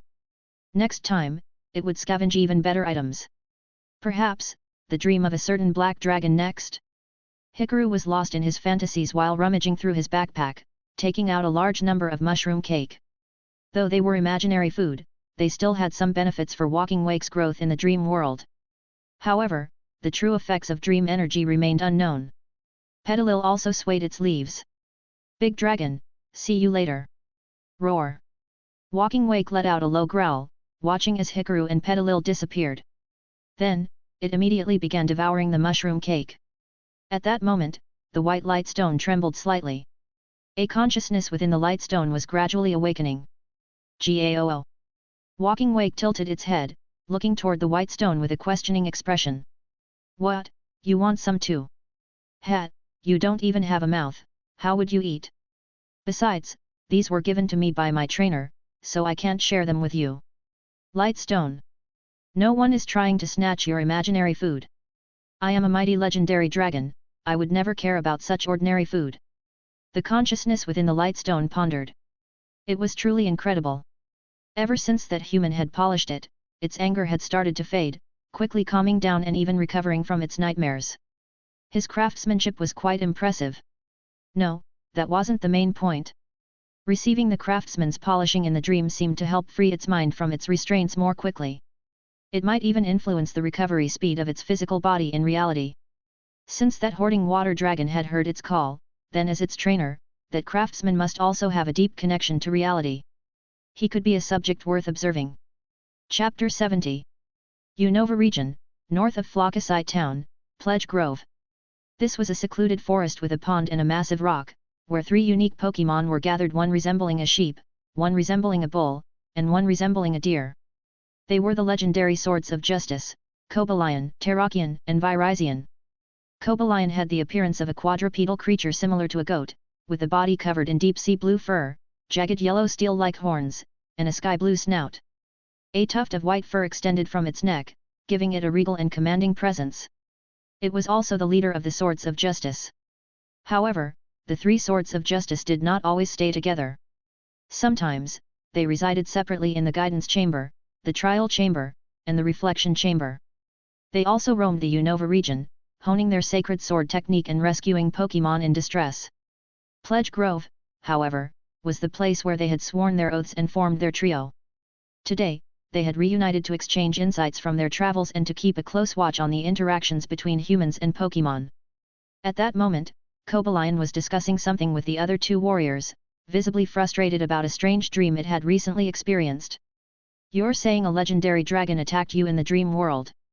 Virizion, the verdant grassland Pokémon with a form resembling a mix between an antelope and a deer, displayed an expression of sheer disbelief.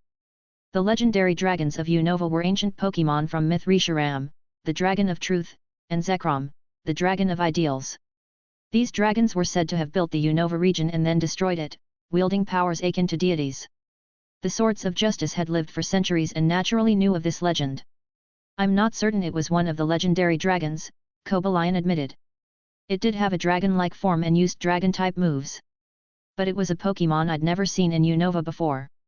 Next time, I'll be sure to teach it a lesson." The memory of that night still infuriated Cobalion. While practicing its sword techniques in the dream world, it had been releasing sharp, triangular steel blades between its 2 steel horns when a massive dragon had barged into its dream. The dragon had immediately fixated on its steel horns, its eyes gleaming as if it had discovered a rare treasure. Without a doubt, it used fire and dragon-type moves, much like the records of the Dragon of Truth, which once scorched Unova. However, its body didn't have any white markings. Recalling the battle, Cobalion frowned. The dragon, adorned with a flowing mane and a crystal-like crest atop its head, had first attacked with Dragon Pulse and Dragon Tail, then followed up with Flamethrower, Sunny Day, and Fire Fang. The sheer power of its flamethrower was far beyond that of an ordinary Pokémon. Cobalion had fought fiercely before finally driving the dragon away, but not before it had nearly bitten off its steel horns. Thankfully, it had only happened in the dream world. Otherwise, if its horns had been broken in reality, how could it still call itself a Sword of Justice? Ha ha ha. From your description, that dragon does seem to have some differences from the Unovan legendary dragons. Terrakion, the muscular cavern Pokémon resembling a bull, let out a hearty laugh. Or maybe the legends themselves have been distorted over time. Then, with a thoughtful look, it asked, but despite its differences in color and appearance, if it truly is one of the legendary dragons, doesn't that mean the hero is about to appear? The hero of truth and the hero of ideals. Cobalion scoffed, still irritated.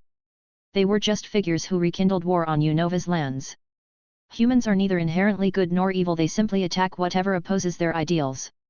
Truth and ideals are just words they use to justify their actions. Terrakion suddenly remembered something. While training recently, I noticed some humans searching for Unova's legends. Their outfits were quite bizarre. Near the Pokémon League, they seemed to be secretly constructing something underground. I vaguely heard mentions of king and hero. I also saw a man with green hair, perhaps the king they were referring to? If these events are linked, it could explain why the legendary dragon has begun to stir in the dream world. If it's already appearing in dreams, then its emergence in reality may not be far off. If we're unsure, why not ask that one? Virizion, who had been listening, finally spoke up. The one living in the giant chasm. It's also a great dragon and might know something about the legendary dragons. During their long journeys, the Swords of Justice had encountered many extraordinary Pokémon. In the remote parts of Unova, there lay the giant chasm, a massive crater said to have formed from an ancient meteorite impact. When the Swords of Justice were younger, they had ventured into the chasm and encountered a Pokémon named Kyurem. As a rite of passage, they had once challenged Kyurem, recognizing its power. Over time, they had come to know it, though Kyurem had always remained somewhat indifferent and unwilling to discuss its past. That's right. Kyurem must know something. It's lived for centuries and has deep knowledge of ancient legends. If Unova is on the brink of a crisis, we'll need Kyurem's power. Nodding in agreement, the three Swords of Justice swiftly departed from Pledge Grove, preparing to traverse half of Unova to reach the giant chasm. Beneath the Pokémon League, Unova's northernmost region. Even Unova's Elite Four, Champion, and League staff were unaware of a hidden truth beneath the sacred and imposing Pokémon League. A far grander structure lay concealed. A magnificent castle, more opulent and dazzling than the League itself, stood in secrecy. As the rest of the world basked in daylight, Unova had just entered the night. Inside the castle, a tall man was gently comforting a Zoroark. He wore a black-grey cap, had vibrant green hair, and was dressed in a cream-colored long coat. A pendant resembling a celestial body hung from his chest, and a cube-like object, the Rubik sponge, was attached to his waist. This man was none other than N, the public figurehead of Team Plasma, a man who sought to change the world, to free Pokémon from human rule, and to create a world where only Pokémon could exist. Tonight, however, he was offering psychological support to his Pokémon. The previous night, his Zoroark had experienced a bizarre nightmare, one where it was attacked by a massive, unknown dragon Pokémon. The dragon had seized its prized crimson mane, yanking it out without mercy, then clamped its jaws around Zoroark's head, refusing to let go. No matter how much Zoroark struggled, the dragon's immense strength rendered it powerless. It had been a complete nightmare. Had Zoroark not woken up in time, it feared it might have been left completely bald. The dragon in its dream had also breathed roaring flames. Using illusion, Zoroark had recreated the image of Walking Wake, believing it to be the very legendary dragon N had been searching for. But N remained silent. The legendary dragon of Unova was indeed said to wield flames that could scorch the land. However, would a divine dragon recklessly invade an ordinary Pokémon's dream just to yank out its hair? Even a Stoutland from the streets had more class. The dragon's appearance and color also didn't match Unova's legendary records. Still, N believed this dream held meaning. Unova had always been a land of strange, prophetic dreams. Even if they were often unreliable, they couldn't be ignored entirely. Just as he was lost in thought, a voice rang out in the castle. Lord Getsis has returned. Getsis strode through the long corridors of the castle, his luxurious green cape billowing behind him as he approached, and beside him was an elderly man with light green hair, clad in an ornate robe. Oh, N, I bring good news. Getsis spoke with confidence, his voice echoing through the grand hall. During my travels, I have found more like-minded individuals. The concept of the Seven Sages is nearly complete. Additionally, I have acquired an artifact that will ensure your recognition by the legendary dragon. Very soon, that item will arrive in Unova. A glint of excitement flickered in Getsis' single visible eye. Next, I plan to hold public speeches across Unova, awakening the people to the cruelty of Pokémon battles and making them realize that humans should not enslave Pokémon for their own selfish desires. The time of discord is coming to an end. Unova shall soon enter a new era. However, Getsis' tone grew heavier as he added, unfortunately, we have yet to gather sufficient information on the legendary dragon. Despite scouring numerous ruins, our discoveries have been minimal. He gestured toward the elderly man beside him. This sage here is Zins Olin. Zins Olin, an elder with sharp, intelligent eyes, took a step forward and gave N a slight nod in greeting. The legendary dragon. N's gaze flickered thoughtfully. He hesitated for a moment before speaking. Last night, my Pokémon had a peculiar dream. He proceeded to recount Zoroark's bizarre nightmare in detail. As Getsis listened, his composed expression wavered ever so slightly. When he heard about the dragon's crude and undignified actions, even he, a cunning strategist, could not help but reveal a hint of bewilderment. A legendary dragon behaving like that. The idea that an entity revered in Unovan mythology would rudely barge into a Pokémon's dream to pluck out its fur was utterly absurd. Even if the dragon had lost its sense of self after centuries of slumber, it should not have lost its majesty. If they were to use this as the basis for a hero's legend, they would likely be ridiculed. Moreover, the dragon's color scheme was all wrong. According to legend, the dragons were black and white. Had time altered its form? Or had historical records been flawed from the start? Zinzalin's eyes narrowed. A strange dream indeed. So, do you believe this creature is one of the legendary dragons? He stroked his beard thoughtfully. I admit, something seems off. But at the same time, we cannot rely solely on historical accounts. Our extensive searches have yet to reveal the dragon's resting place. Perhaps it is time to alter our approach to pay attention to beings that may not fit our expectations. Getsis remained silent for a moment before murmuring, I have, in fact, come across certain peculiar records in my research. He did not elaborate immediately. The information he had found seemed too absurd to be worth serious consideration. There were whispers in ancient texts that spoke of a third dragon, a being separate from Risharam and Zekrom. But the details were scarce, fragmented, and vague, with little credibility. In truth, the entirety of Unova's history revolved around the black and white dragons.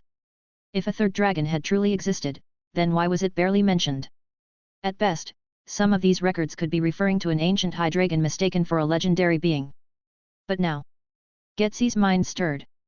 Could the unruly dragon from the dream be this so-called third dragon? If so, it was worth investigating further. Very well, Getsis finally said, I will look deeper into this matter. If there truly exists a third legendary dragon, then we must learn all we can about it. Chapter 71.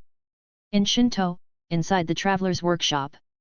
As the dream gradually faded, Hikaru and Petalil woke up simultaneously. The outside world was also getting brighter. The night had passed.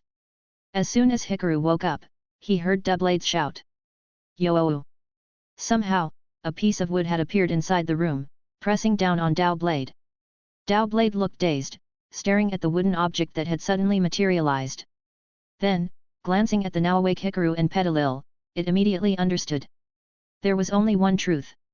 You two entered the dream world without me. Yo-oh! Doubleade floated to Hikaru, eagerly asking if they had seen that big dragon again this time. We did. Hikaru recounted what had happened in the dream world. Doubleade was astonished, so that dragon had really come into this world. The Unova region again. That place where the so-called nation-building liar resided. Indeed, it's over there, but we can't go just yet. Let's wait until autumn to set off and bring our companion back. Then, Hikaru looked at the dream wood, then turned toward Doubleade. This is a special wood brought from the dream world. It's extremely important. Yo-oh! Doubleade's two ribbon-like arms waved excitedly. No need for more words. We understand. Double speed cutting, start. Hikaru glanced outside. The distant horizon was beginning to glow. The dawn shattered the darkness, marking the arrival of July. Today was going to be a good day. Then, Hikaru and Doubleade began cutting and carving the dream wood. As for the design, Hikaru did not choose to carve Petalil because its rare ability, Leaf Guard, was not particularly useful. It was far inferior to chlorophyll or own tempo. Even in a permanent weather effect, its function was too limited. Preventing status conditions in sunlight was just too niche. As for Doubleade and Walking Wake, they only had one ability each and weren't of the grass, bug, electric, or poison types, meaning the wooden carving wouldn't affect them. So, grass-type Pokémon. Hikaru's first thought was Torterra, but like Petalil, Torterra's rare ability was a classic example of being less practical than its common abilities. Wait. For grass types, wasn't there a Pokémon that desperately needed its rare ability? And it was also from Unova. Serperior. Including its pre-evolutions, Servine and Snivy. The Serperior line's rare ability is Contrary. Contrary reverses all stat changes. Boosts become drops, and reductions become increases. Hikaru began carving, and soon, he was finished. Crafted item, Dream World Wood Carving Snivy Form. Effect, made from dream wood using specific dream world techniques, synchronized with the dream world. It can change Snivy's ability to its rare ability. Each carving works only once per Pokémon. Doubleade has completed a craftsmanship task, gaining experience and growth. Knowledge gained, Dream Blade all moves power increased by 10%, precision in handling energy improved by 20%. It's done. The first item that can change abilities.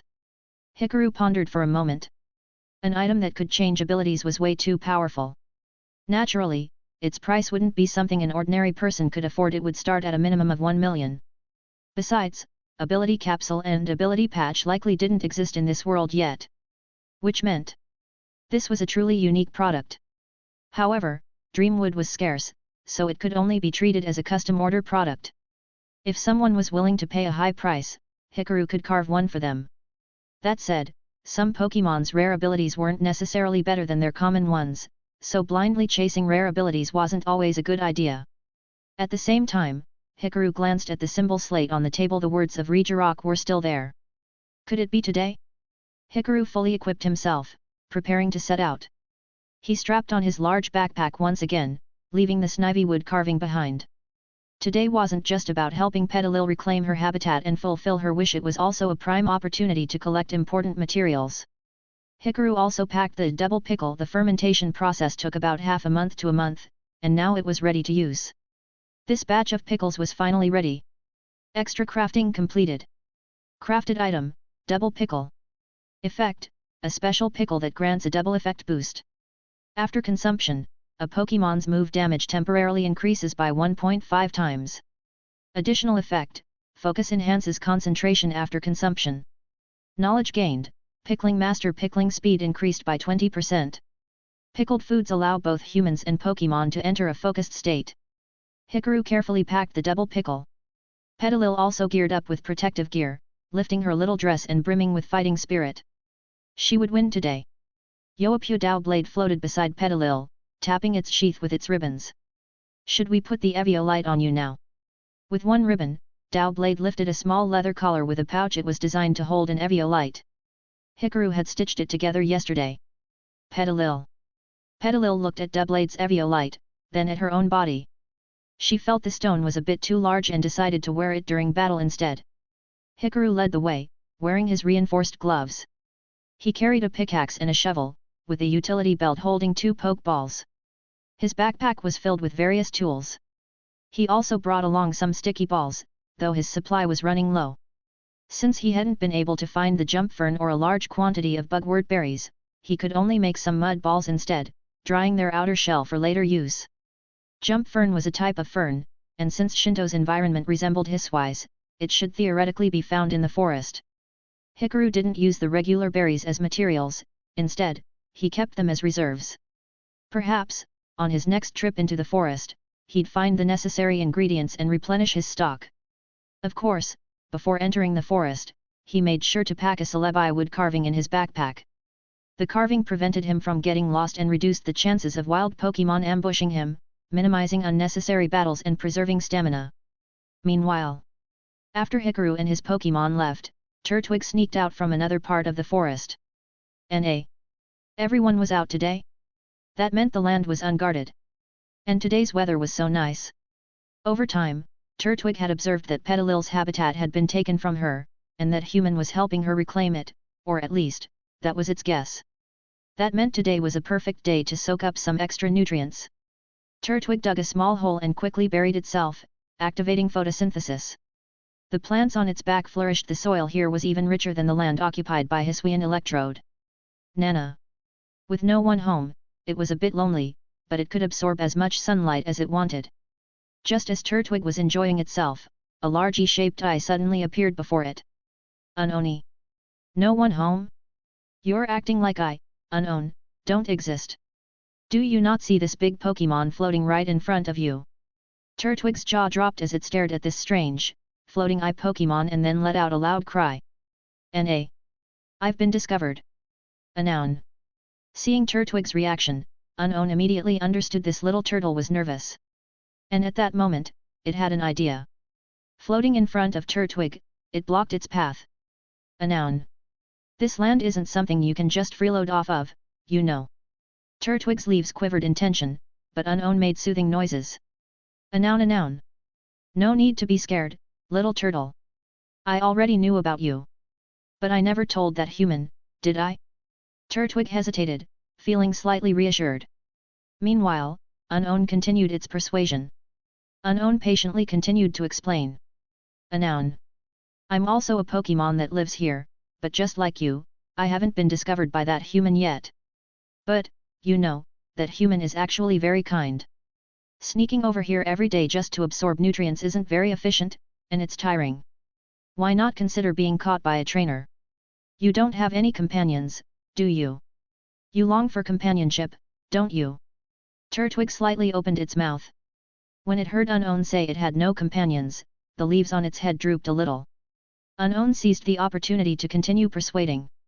Unown. Unown. Don't worry, that human wouldn't pluck the herbs growing on your back. If you express your wish to keep them, he will respect it. That Petalil was in a similar situation as you. She had no companions and came here to get stronger. But later, that human took her in, and as they spent time together, they became companions. Friendships must be actively pursued. If you don't take the initiative, a lot of things simply won't happen. You seem quite lonely in the forest. N.A. N.A. Turtwig was about to protest that it wasn't lonely, but it lacked confidence. After all, it was true that other Pokémon only cared about the rare herbs growing on its back and completely ignored its existence. It was too weak, so it could only survive by hiding. It couldn't even protect the plants growing on its own body. Unown. Unown's persuasion continued. You carry so many plants on your back, so of course, you require a lot of nutrients. But if you lived here, not only would you have fertile land, but you'd also have access to an abundance of herbs and high-quality food. Your nutrition would skyrocket in no time. Unown continued its patient coaxing. The truth was, it remembered that Hikaru had mentioned wanting a Torterra. And since Unown had messed things up before, it hadn't dared to show its face until now. This little turtle had been brought here by Celebi. If Unown could lure it into staying, it would be a great achievement. Not to mention, this Turtwig naturally carried medicinal herbs. Perfect plan. Turtwig glanced at the old workshop, then at the surrounding fertile and lush fields. Finally, it tilted its head slightly and looked at the plants growing on its own back.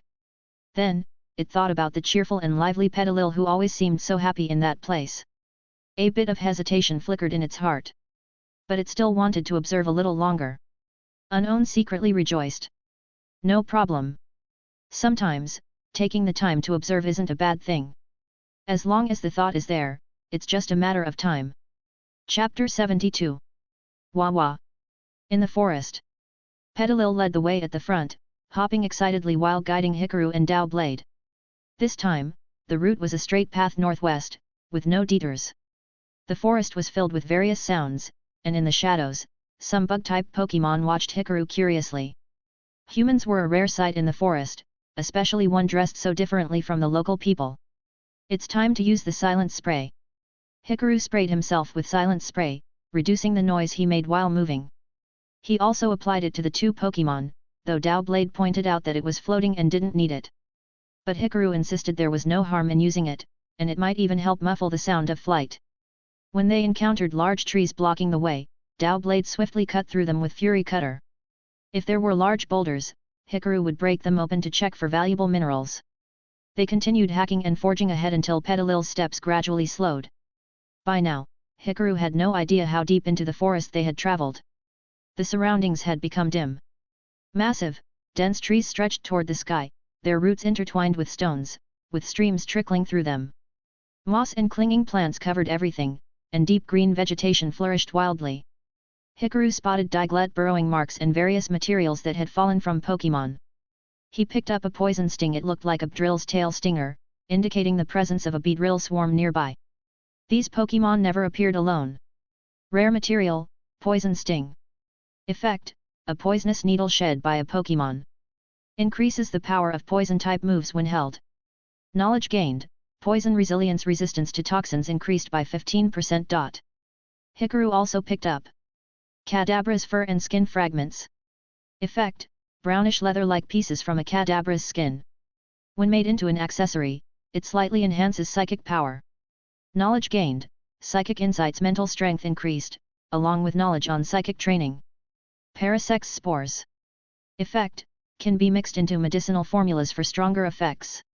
Rumored to be an ingredient in secret medicine. Knowledge gained, apothecary's understanding enhanced knowledge in potion making. Steelix's iron fragments. Effect, fallen iron skin from steelix during digging. Can be used to craft a metal coat. Knowledge gained, steel forging improved crafting quality by 10%, with knowledge of metalworking. Mischievous tears. Effect, these are fear tears worn around mischievous neck. Staring at them too long can cause fright. Knowledge gained, fear transcendence increased spiritual power and knowledge of fear-related spiritual arts. Valuable bone. Description, a highly valuable Pokémon fossil prized by archaeologists and collectors.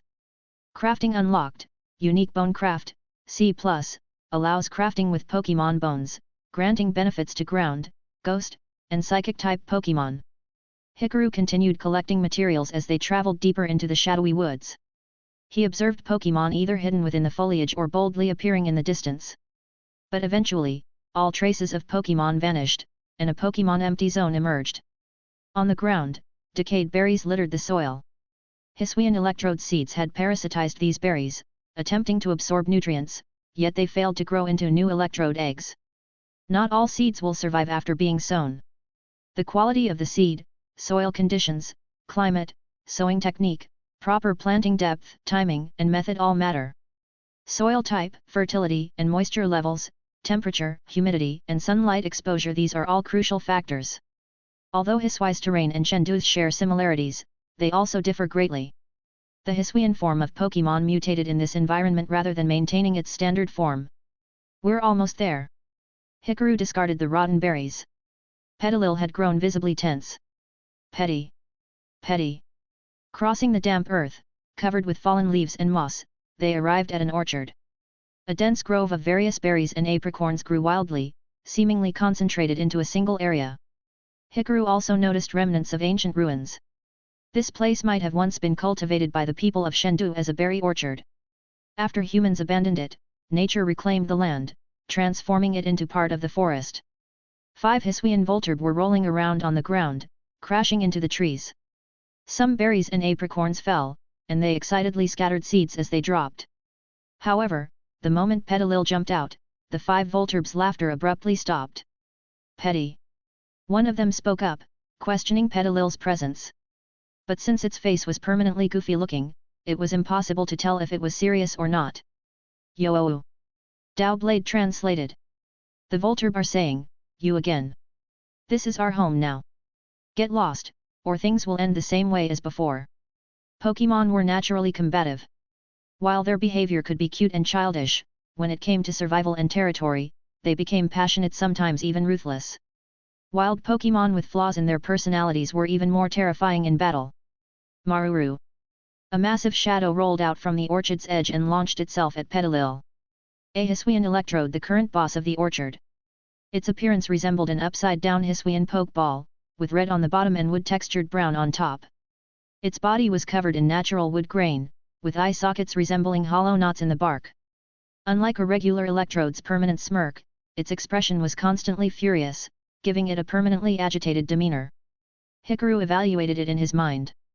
Size-wise, it was far smaller than the King of the Caves. The King of the Caves was a legendary Hisuian electrode that guarded one of Arceus plates.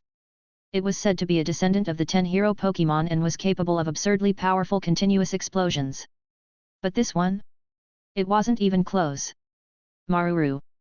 Hisuian electrode first eyed Petilil, then Hikaru, and Dowblade. Oh, so you brought back up? Well, our explosions will handle that. Time to blow everything up.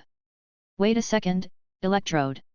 I'm this Petilil's trainer now, and I challenge you to a territory battle. Hikaru wanted to reason with the Electrode, but the moment it sensed Hikaru's aura, it hesitated. It recognized the presence Celebi's divine energy. Maruru. Maruru. Dowblade translated. Child of the forest blessed by the guardian of time, I have no reason to refuse your challenge. But even if you defeat me, we won't leave this orchard. Seriously? That's some thick skin you've got. No wonder your outer shell is made of wood. Hikaru scratched his head awkwardly, recalling walking awake from his dream. Still, the fact that Electrode hadn't immediately attacked him was already impressive. He couldn't expect too much.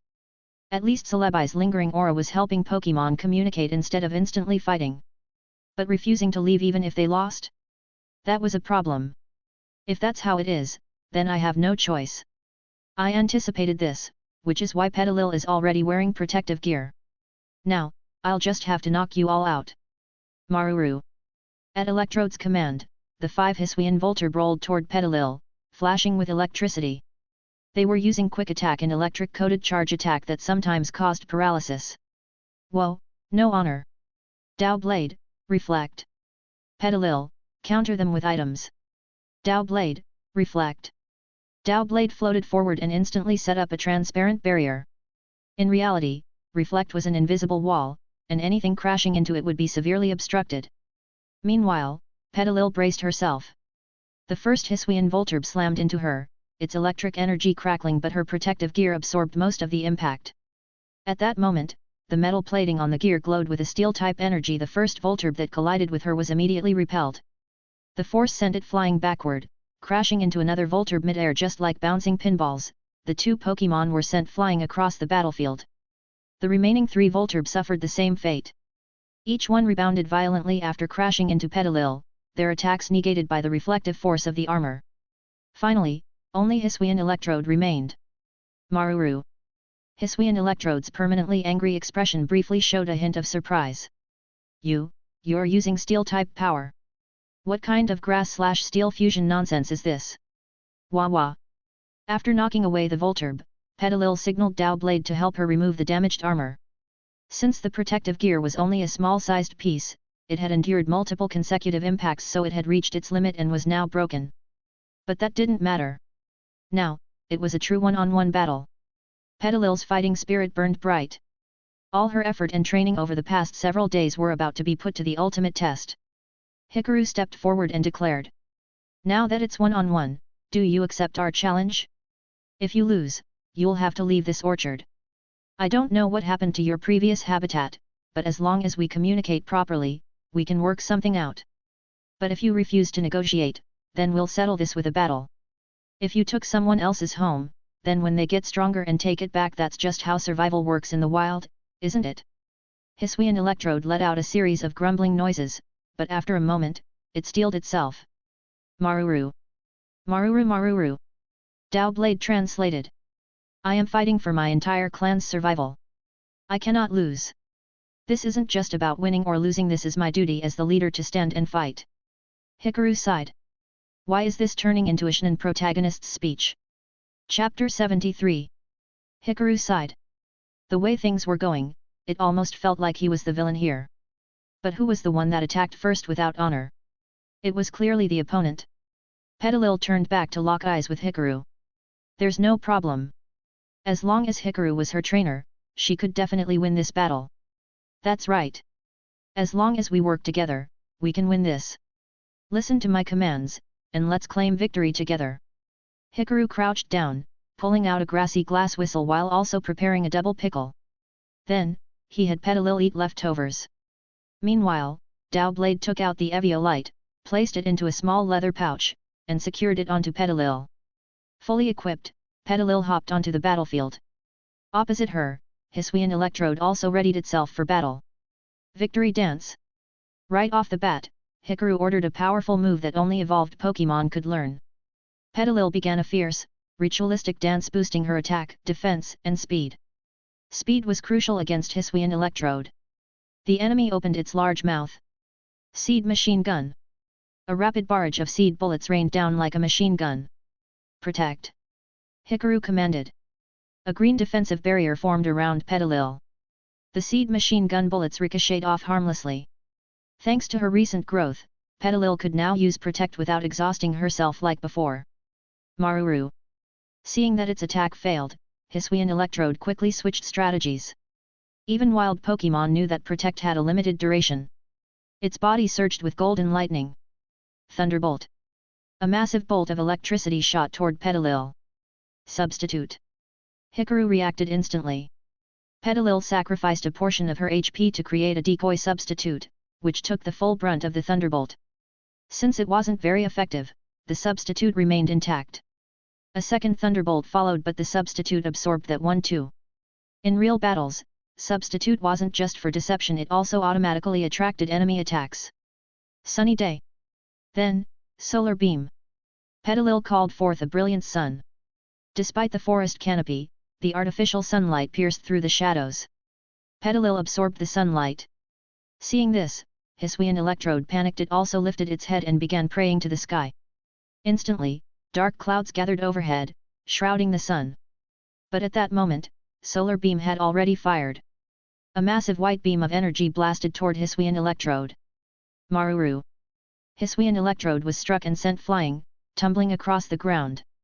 But due to its grass typing, it didn't take much damage. Panting, it forced itself upright. By now, the rain clouds had fully formed. Hisuian electrode had used rain dance. Immediately, its body surged with even more electricity. It was charging. This meant its next electric type move would deal double damage, and its special defense also increased by 1 stage. Rain dance and charge. There was no doubt what would come next. Thunder. Violent lightning crackled around Hisuian electrode. Thunder rumbled within the dark clouds above. Maruru. But Hikaru was waiting for this exact moment. If you like using status moves so much, then let's keep you using them forever. Hikaru clapped his hands. Encore. Petalil twirled her dress, and spotlights seemingly appeared from nowhere, illuminating Hisuian electrode. Hisuian electrode is forced to use Encore. Maruru. Hisuian electrode panicked. It wanted to unleash thunder, but no matter how hard it tried, it could only use charge again. The forest grew wetter. The ground became muddy. Encore forces the target to repeat their last move 3 times. Sunny Day. Follow it up with Pollen Puff. Petalil cast Sunny Day again, banishing the rain. The bright sunlight reappeared. Then, she shook her leaves, conjuring a golden red orb of pollen and launched it at Hisuian electrode. Super effective. The pollen puff exploded upon impact, sending Hisuian electrode rolling back. However, thanks to its special defense boost from charge, it barely endured. Realizing it couldn't attack, it decided to run away. Wild Hisuian electrode used run away. Super effective for itself. Another pollen puff. Wait, it rolled behind the orchard? Is this what wild Pokémon call dodge instinct? Hikaru sighed. Encore would soon wear off. After all, this wasn't a turn-based game. Sure enough, Hisuian electrode hid behind the berry trees, preventing Petalil from hitting it again. At the same time, Hikaru noticed small green globs falling from its body. Leftovers. So that's how it works. It stores uneaten berries inside its body.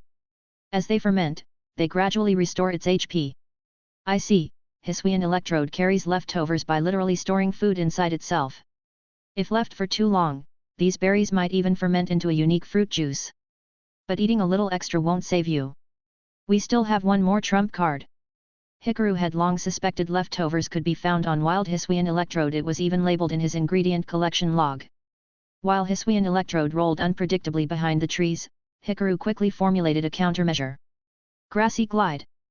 Petalil harnessed grass energy, then slid forward at high speed, launching herself directly into the orchard. Hisuian electrode was still nibbling its leftovers, firmly believing in the one bite of food keeps you alive philosophy. Suddenly Petalil slid in and kicked it. Maruru. Hisuian electrode bounced off a tree, rebounded off another, and rolled right back into the battlefield. Petalil didn't stop. Her momentum carried her forward, and she launched a second sliding kick. Maruru. Hisuian electrode shrieked in pain. But as it tumbled across the ground, Encore finally wore off. Now enraged, it abandoned status moves and charged straight at Petalil. Roll out. Roll out, a rock-type move that increases in power with each consecutive hit. Since Hisuian electrode's body was a perfect sphere, it was faster than most rollout users. No hands, no problem. Its attacks were naturally quicker. It wanted Petalil to experience a true sliding attack. But Hikaru had a plan. Grass knot. Petalil cried out. Wah wah. Suddenly, vines burst from the ground, entangling Hisuian electrode. Grass knot trips heavier targets, but since Hisuian electrode was literally a rolling ball, the vines wrapped around it entirely. Maruru? Maruru. No bad. Hisuian electrode panicked as Petalil loomed over it. This wasn't the same Pokémon from before. What was she about to do? Weather ball. Petalil formed 3 transparent orbs under sunny day. They ignited into flames. Weather ball's power doubles under weather effects, and with sunlight, it becomes fire type. Petalil lifted the 3 blazing orbs high, staring down at Hisuian electrode.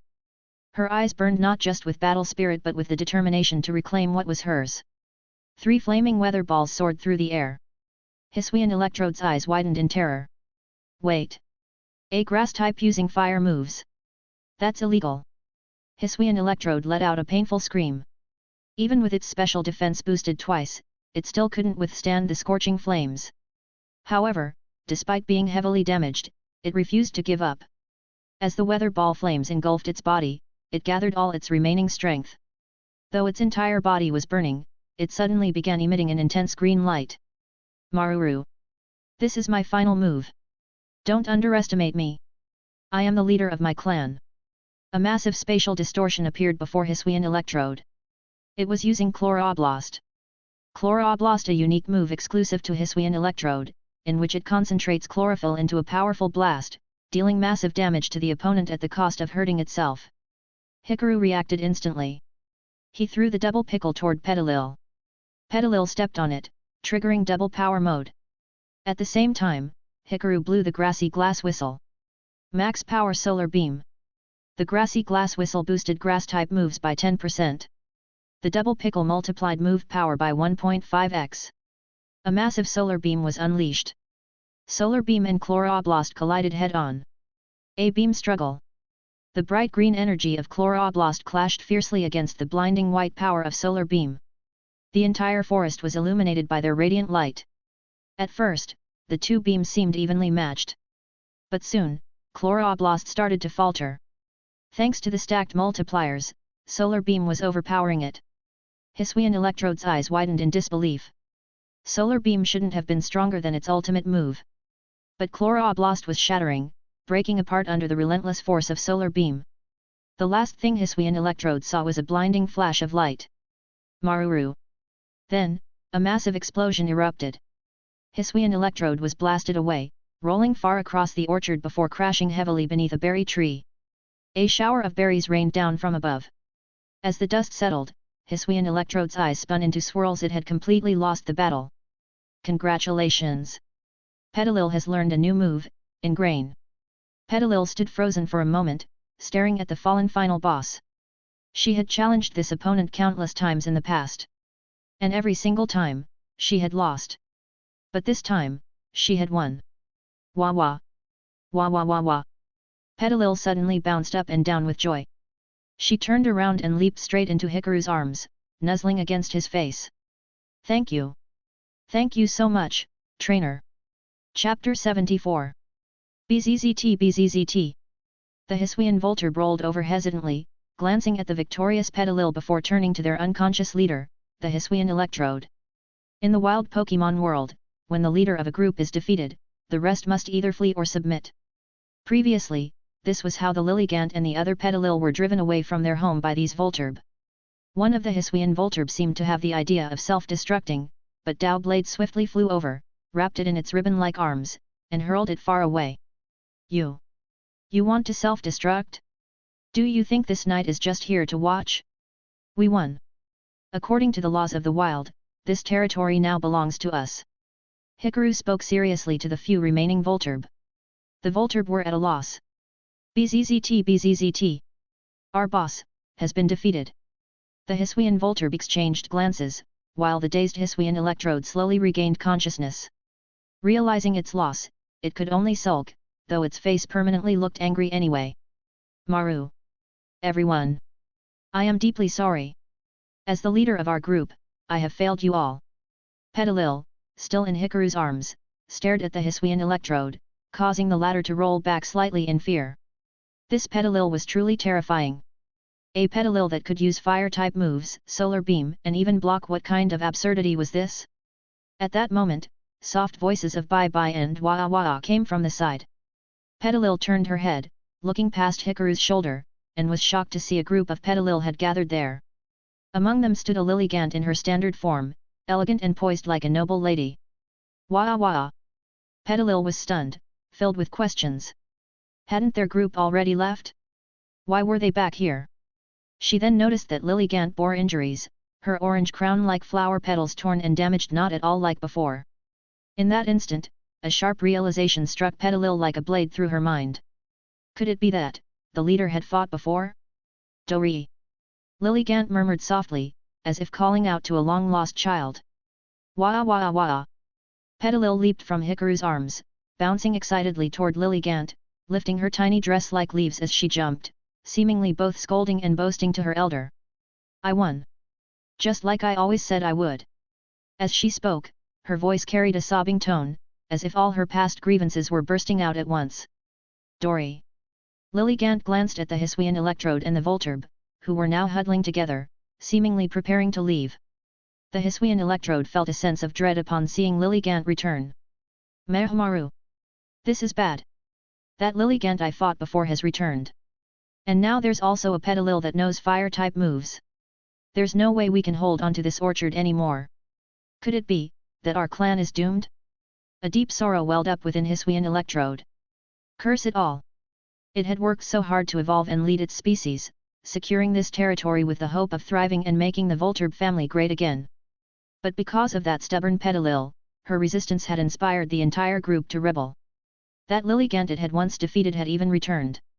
And it was all because of that tenacious Petalil. Maru. Hisuian electrode muttered in frustration, while the Volturb surrounding it no longer joked around but slumped in despair. Perhaps, the dwindling of their kind was simply nature's way. No matter how much they struggled, this day would inevitably come.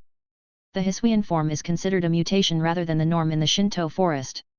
The rotting apricots represent failed growth. Hikaru murmured alongside Dao Blade, understanding Hisuian electrode's lament through translation. He reflected on how wild Pokémon battles for territory were always this brutal and direct. The injuries on the Lilligant showed that after being abandoned by Petalil, she had confronted her own weakness and challenged Hisuian electrode again. But from the looks of it, she had lost. However, given that Lilligant was never the fighting type, overcoming her timid nature and standing up for herself was already impressive. Now, Lilligant comforted Petalil while praising her. Since leaving the group, she had become so strong. After Petalil left, Lilligant had reflected on herself. Maybe she had been too weak, which was why their group kept getting driven away. So she had tried to change. Dori. But, it still wasn't enough. Lilligant smiled sheepishly, and Petalil, seeing her broken flower crown, felt a twinge of guilt. But Lilligant simply patted Petalil's leaves, telling her not to worry. Dori. I have seen your growth. Your decision back then was the right one. You fought continuously, trying to reclaim the home you lost. Because of that, you met the right person. So, do you want to return to the group and become its new leader? Wah wah. Petalil froze and instinctively turned to Hikaru. Lilligant saw this and smiled. Hikaru, though reluctant, knew that from the beginning, he had promised to help Petalil grow strong and achieve her dream. And sometimes, Pokémon must make their own choices. Go do what you truly want to do. Bye wah wah. Petalil hesitated for a moment before looking toward Lilligant. However, Lilligant smiled at Hikaru first, then turned back to Petalil. Dori. Wah wah. Petalil was stunned. Lilligant continued to smile. Dori. The answer is already in your heart. The place where you truly belong is not with the group anymore. Children grow up. Independent ones no longer need the group's protection. Though I had hoped you'd lead our clan, it's clear you've found a better home. So, from the moment you left us, the moment you abandoned our group, you were already strong. And now, you have proven that strength. You are truly incredible. Wah wah wah. Petalil stared at Lilligant, before bursting into tears. All the past hardships came flooding out. Before she met Hikaru, she had fought so hard to defeat her enemies, only to lose time and time again. No one in her group dared to fight. No one believed in her. Yet, she never gave up. And now, Lilligant had finally acknowledged her. Pokémon in the wild prioritize survival above all else, especially when leading a group. Hikaru understood why Lilligant had acted the way she did. But given how quickly she had appeared this time, it was clear she had been secretly watching over Petalil all along. Children will eventually grow up. They must leave their parents' protection and face the harshness of the world on their own. Dori. Lilligant expressed her gratitude to Hikaru, admitting her own weakness.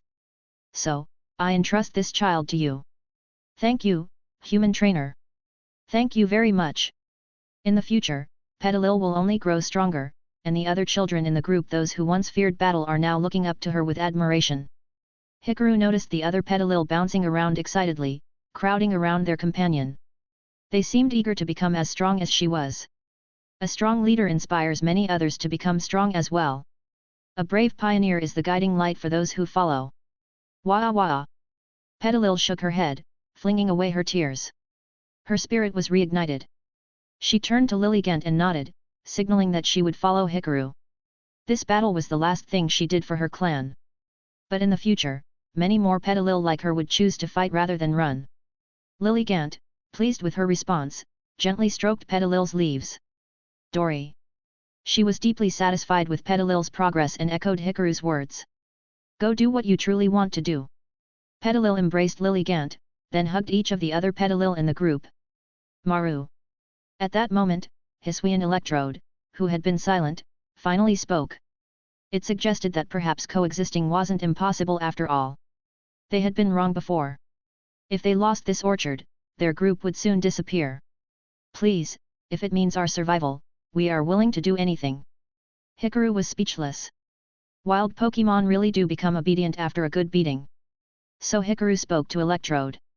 By the laws of the wild, since I helped Petalil defeat you, this orchard now belongs to me. You claimed earlier that you wouldn't leave even if you lost. But do you truly want to fight my Petalil again? Wah wah! Petalil lifted her leafy skirt, glaring fiercely at Electrode, making it feel guilty all over again. Maru. Maru Maru. Sure, I said that before, but I can still change my mind, right? Oh, child of the forest, please have mercy. I will leave if necessary, but at least let the Volturb stay. Hikaru proposed a solution. I've observed how your group reproduces. You only need apricorns to thrive. This fertile land used to be an orchard cultivated by ancient humans for berries and apricorns. The only reason it remains fertile is because Lilligant and the Petalil have been caring for it. If Lilligant and the Petalil stop tending to it, the soil will change over time. The reason you couldn't produce high-quality apricorns is because you drove away the caretakers. Hisuian Electrode was shocked. How was I supposed to know that? I'm just a Pokémon. So, allowing you to stay in a small section isn't out of the question. But you must understand this land belongs to me now. Lilligant and the Petalil must stay to take care of the soil and trees. I understand that you want to strengthen your group, which is why you need orchards full of apricorns. But if you seize other Pokémon's territories and rely solely on power, you will inevitably be defeated by stronger Pokémon. Isn't that the law of the wild? If you truly wish to survive long-term, you must learn to coexist with other Pokémon and support one another. Right now, you are not strong enough, which is why you were defeated by my Pokémon.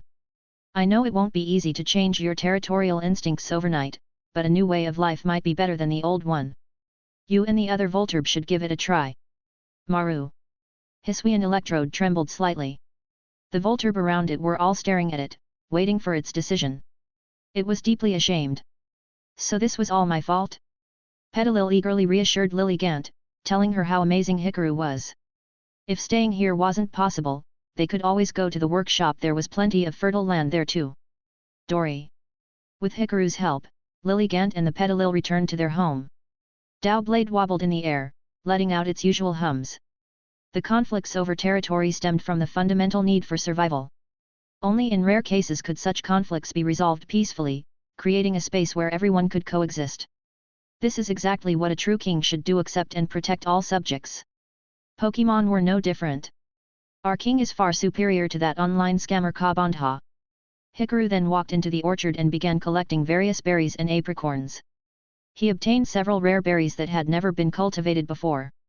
Watmal berry, Wiccan berry, Cassab berry, Haben berry, Babarai berry, and Lychee berry. New knowledge acquired: berry connoisseur trees you plant will yield more berries.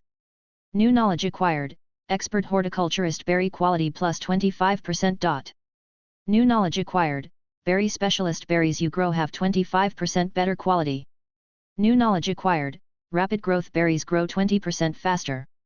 New knowledge acquired: preservation expert harvested berries won't spoil easily and can be stored for long periods. New knowledge acquired: medicinal berries used in medicine will have enhanced effects. In addition, he also gathered a large number of apricorns. white apricorns, blue apricorns, yellow apricorns, and green apricorns. New knowledge acquired. Apricorn cultivator. You can now plant apricorn trees anywhere, and they will thrive. New knowledge acquired. Efficient Pokeball crafting. Pokeball production efficiency plus 25%. New knowledge acquired. Precision Pokeball crafting precision plus 25%. But I don't have the knowledge to weave ball nets yet. Even with all this new expertise, I can't immediately start crafting Pokeballs. I wonder if these apricorns can be used to make Hisuian Pokeballs? Normally, crafting those requires apricorns, and I don't have any jade materials either. Hikaru carefully packed the apricorns and berries. Some needed to be dried into fruit chips for easier storage while maintaining their effects. At the same time, he discovered a plant called sticky fern. This type of fern was one of the main ingredients used to make sticky globs. It wasn't rare, but it only grew in specific environments. Due to the similarities in climate and soil between the Shinto region and Hisui, their natural environments shared many similarities. So, a plant that was common in Hisui was also present in the Shinto forests. He had finally found it. With this, plus some tumblestones, he could make more sticky globs. Seeing the expectant look on Hisuian Electrode's face, Hikaru smiled. I have a unique cultivation technique. Once I bring these berries and apricorns back, I can grow even more. Simply scattering seeds like you do won't be enough. Hikaru then took out a topical potion and applied it to Petalil, Hisuian Electrode, and the surrounding Hisuian Volturb, healing their wounds and restoring their strength. And besides, Hikaru continued, didn't you say that you'd do anything as long as your group could continue to thrive? You wouldn't want your species to go extinct, right? Hisuian Electrode suddenly felt a chill down its spine under Hikaru's gaze. Maru. Be big brother Hikaru. What are you planning? Let me examine your development. Hikaru declared with an alarming phrase, pinning Hisuian Electrode down. Even Doublade's two eyes widened in shock. Sigma. So you like them round, hey? Oh, your surface is indeed similar to an apricorn's. No, rather than similar, it's almost identical. Pokémon biology really is fascinating. Hikaru ran his fingers over Electrode's outer shell, his artisan instincts kicking in as he analyzed its material composition. Hisuian Electrode broke into a cold sweat, too afraid to move, while the surrounding Volturb murmured among themselves. Our boss is selling himself for the sake of the tribe. But, we don't even have a gender. I think you can help me out. Hikaru patted Electrode's body, making a proposal. Your body can store and ferment apricorns, right? Could you spare some for me to taste? Hikaru took out a flask. Hisuian Electrode was momentarily stunned, then shook its body as if activating some internal mechanism. From the hollow, eye-like openings on its surface, it released a stream of juice. Crafting material, leftover fermented berry juice. Description: various berries consumed by Hisuian Electrode undergo fermentation in its body, resulting in a unique juice infused with mild electric currents, beneficial for health. Effect 1. A Pokémon holding this item recovers 1/16 of its max HP at the end of each turn. Effect 2. When consumed by an electric-type Pokémon, this juice aids growth by increasing base speed EVs. A nutrient drink. Hikaru immediately thought of the supplements found both in the games and real-life items that boost a Pokémon's effort values, EVs, and power points, PP. He hadn't expected to discover something so valuable from Hisuian Electrode. An idea formed in Hikaru's mind, and he made a proposition to Electrode. I can provide high-quality apricorns. As long as you have premium apricorns, your species can continue to reproduce, right? In return, you help me ferment some berries into juice. I'll cultivate superior apricorns in exchange for your juice to assist your species' survival. What do you think? Maru. Hisuian Electrode was dumbfounded. Are these berry juices really that valuable? They're just leftover bodily fluids. Ah, while it's not as tasty as Shuckle's berry juice, in terms of functionality, it's actually even more useful. Shuckle, a Pokémon resembling a small shelled mollusk, stores berries inside its shell to ferment them into a delicious, restorative berry juice that heals Pokémon. In the Johto region, there was an old man known as the Shuckle Master who raised Shuckle specifically for this purpose. He used their juices to create various potent medicines, and among them was a rare blue-colored Shuckle whose special juice could make any Pokémon friendlier upon consumption. Hisuian Electrode had no idea what a Shuckle was, but Hikaru's offer intrigued it. Compared to Lilligant and the Petalil, electrode and its kind had no real ability to cultivate apricorns and berries. They had simply taken over the orchard because the environment was suitable for propagation. Now, it understood that the soil's fertility was thanks to Lilligant and the Petalil's care. Maru.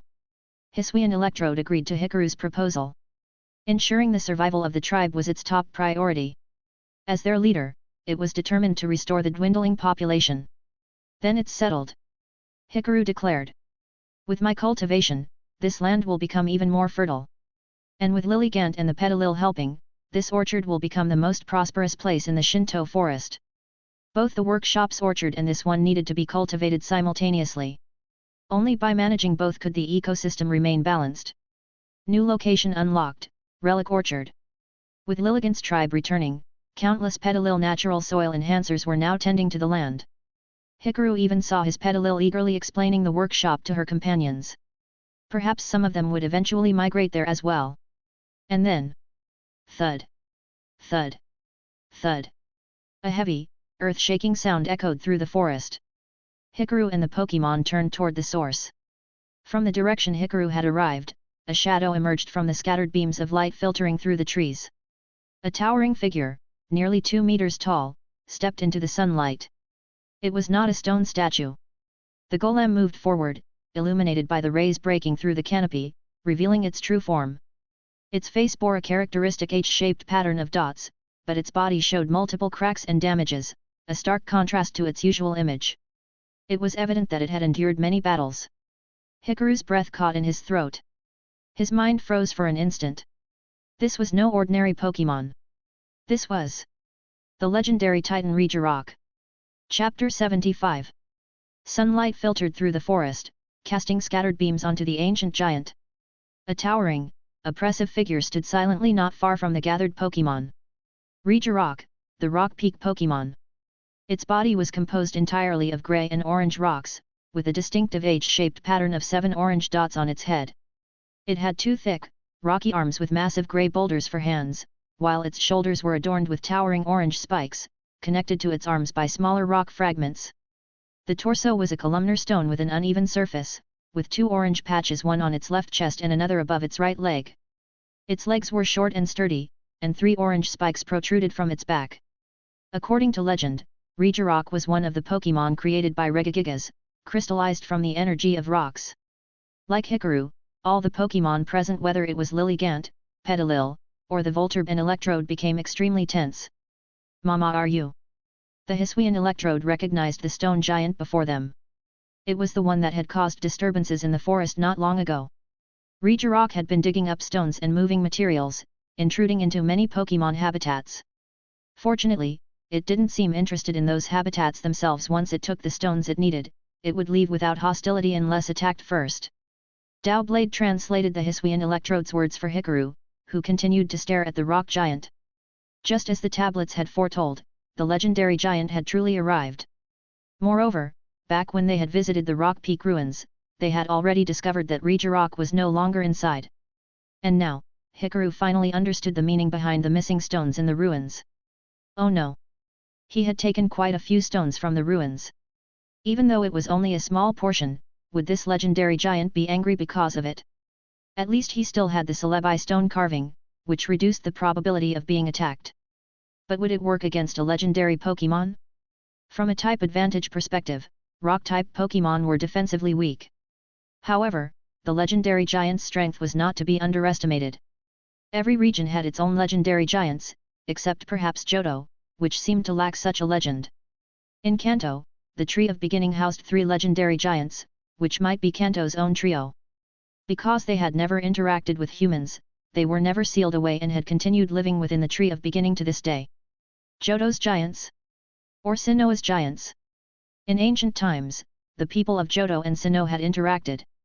They lived in Sinnoh and built numerous temples, so it was possible that 3 legendary giants had followed the Johto people here and lived alongside the Sinnoh inhabitants. Regirock stood motionless like a statue. Its entire rocky body was covered in cracks and scars, as if it had just been through several battles. Then, it raised its right arm toward Hikaru. Hikaru thought it was about to attack, and Dowblade immediately moved forward, preparing to intercept. "Here it comes!" Steel types had an advantage against rock types. Even though Regirock was a legendary Pokémon, at the very least, they should be able to hold out for a few rounds, right? But the expected attack never came. Instead, a beautiful flower was embedded in Regirock's raised right arm. Regirock let out a low sound, and at that moment, Hikaru suddenly felt the Pokémon's thoughts. It was the knowledge of ancient crystals, the heart of crystal, allowing him to communicate with Pokémon from the past. In his perception, the entire forest fell into silence. The towering giant stood bathed in sunlight, lifting its right hand to offer a bouquet of flowers. And within its heart, it repeated a single thought. If I give you this flower, we are friends. Don't worry, I mean no harm. Flowers are a symbol of friendship. The legendary giant wants to be friends with me. No hostility. Hikaru thought back to the damaged rock peak ruins and suddenly had an astonishing realization. Could it be that this legendary giant had been searching for him all this time? Was that possible? Seeing Hikaru hesitate, Regirock let out another call, emphasizing once again that it meant no harm. It even seemed excited. Finally found you. That was the message it conveyed. Hikaru took a step forward. Dao Blade, having vaguely understood Regirock's words, remained vigilant but still followed. Lilligant, nervous, also bounced closer. The three of them stood before the giant. Hikaru accepted the flower. It was truly beautiful. This scene, of an ancient giant offering a flower to a human, gave Hikaru a strong sense of déjà vu from Laputa, Castle in the Sky. And that flower was rare material, Grassidea flower.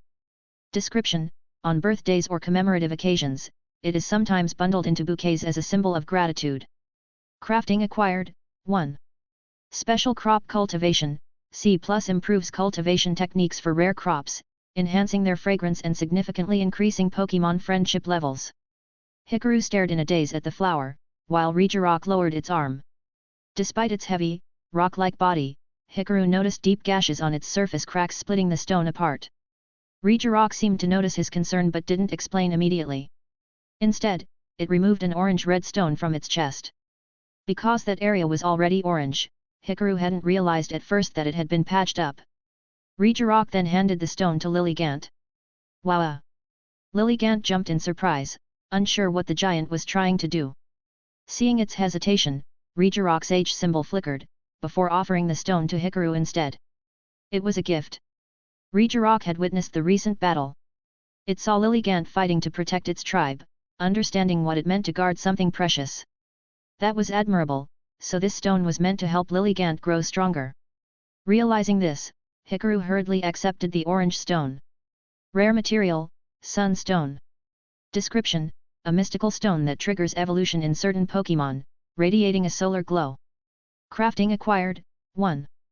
Environmental engraving, C+ allows for intricate carvings in caves and temples, creating calming environments for Pokémon. Can shape unique regional habitats by combining different types of soil. This is a sunstone.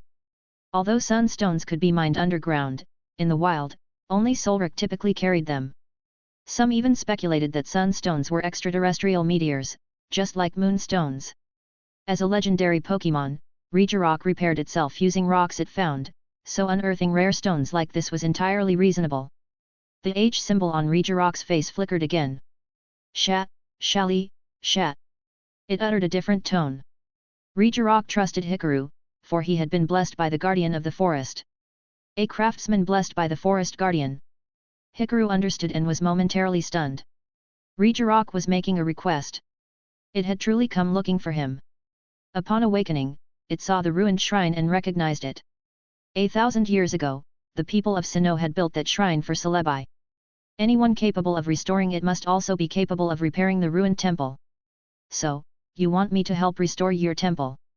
Hikaru had never done temple restoration before, but his newly acquired crafting techniques might make it possible. Ancient architecture and ruins engraving and environmental engraving could potentially fully recreate ancient structures. Regirock then spoke again. It assured Hikaru that it wouldn't let him go empty-handed. The temple contained many high-quality stones and materials, and if restored, all the extra materials would be his. Since moving massive stone slabs was no issue for Regirock, Hikaru only needed to handle the carvings.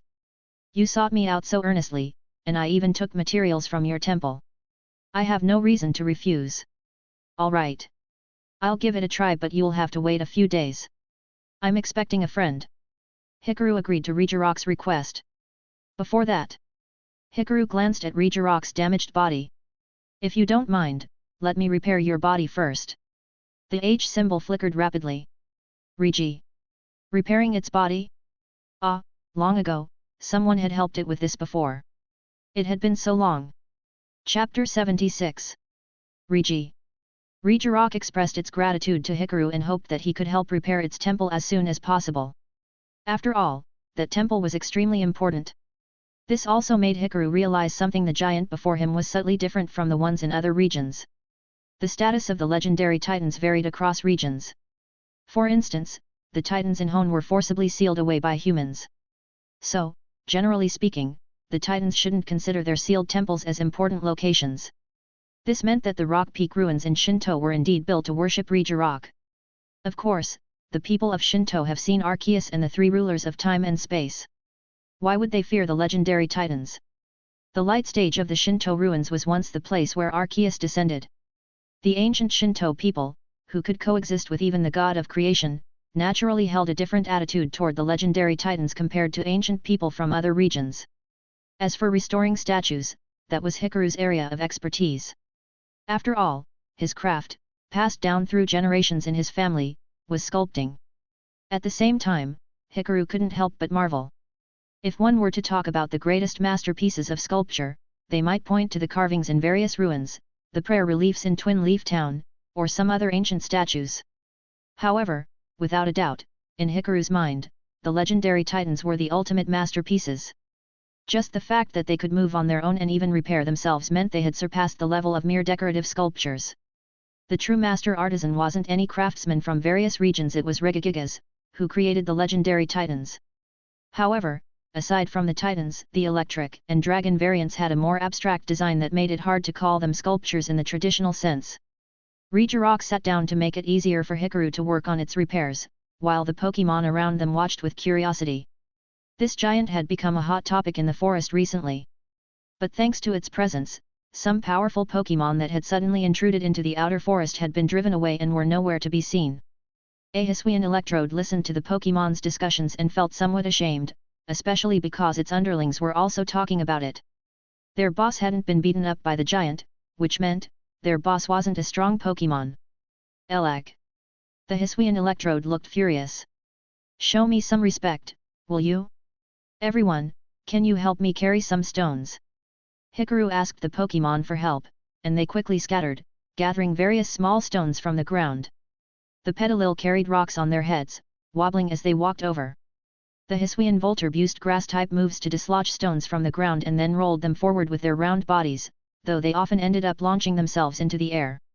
Dowblade shook its twin blades, and in an instant, both swords unsheathed. It was time to show off some real skill. Watch my brick break! Fighting-type moves were especially effective against rocks. Dowblade shattered the stones from the ground and split them apart, leaving the Hisuian Volturb in awe and making the Petalil shake their leaves excitedly. Wah wah!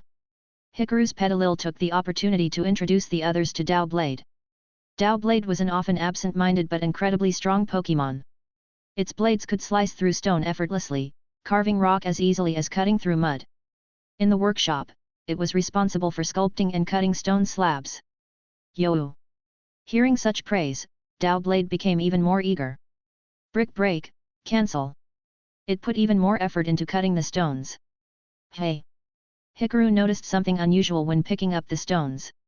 Some of them were covered in a familiar type of mud, emitting a faint glow and appearing pale green. It was light clay. There's light clay here. This was an unexpected treasure. The soil in the remnant forest contained the rare light clay. Dowblade, while using brick break to shatter rocks, had discovered the glowing clay in the dirt and quickly extended its ribbons to start digging. Soon, it had collected quite a bit. Meanwhile, Hikaru continued repairing and refining Regirock. Since Regirock could repair its own cracks by assimilating inserted rocks, no adhesive was needed. However, polishing was still necessary. Not to mention, anything polished by Hikaru's hands always became stronger. Regirock could feel Hikaru's exceptional craftsmanship. A strange energy surged through its body. The ordinary stones, once embedded and smoothed out, fused with its body more quickly than usual. As Hikaru examined Regirock, another layer of information surfaced before him. Craftsmanship enhancement. Through your refined technique, Regirock has undergone some changes, increasing its defense and special defense. Boosts fighting type move power. Craftsmanship enhancement.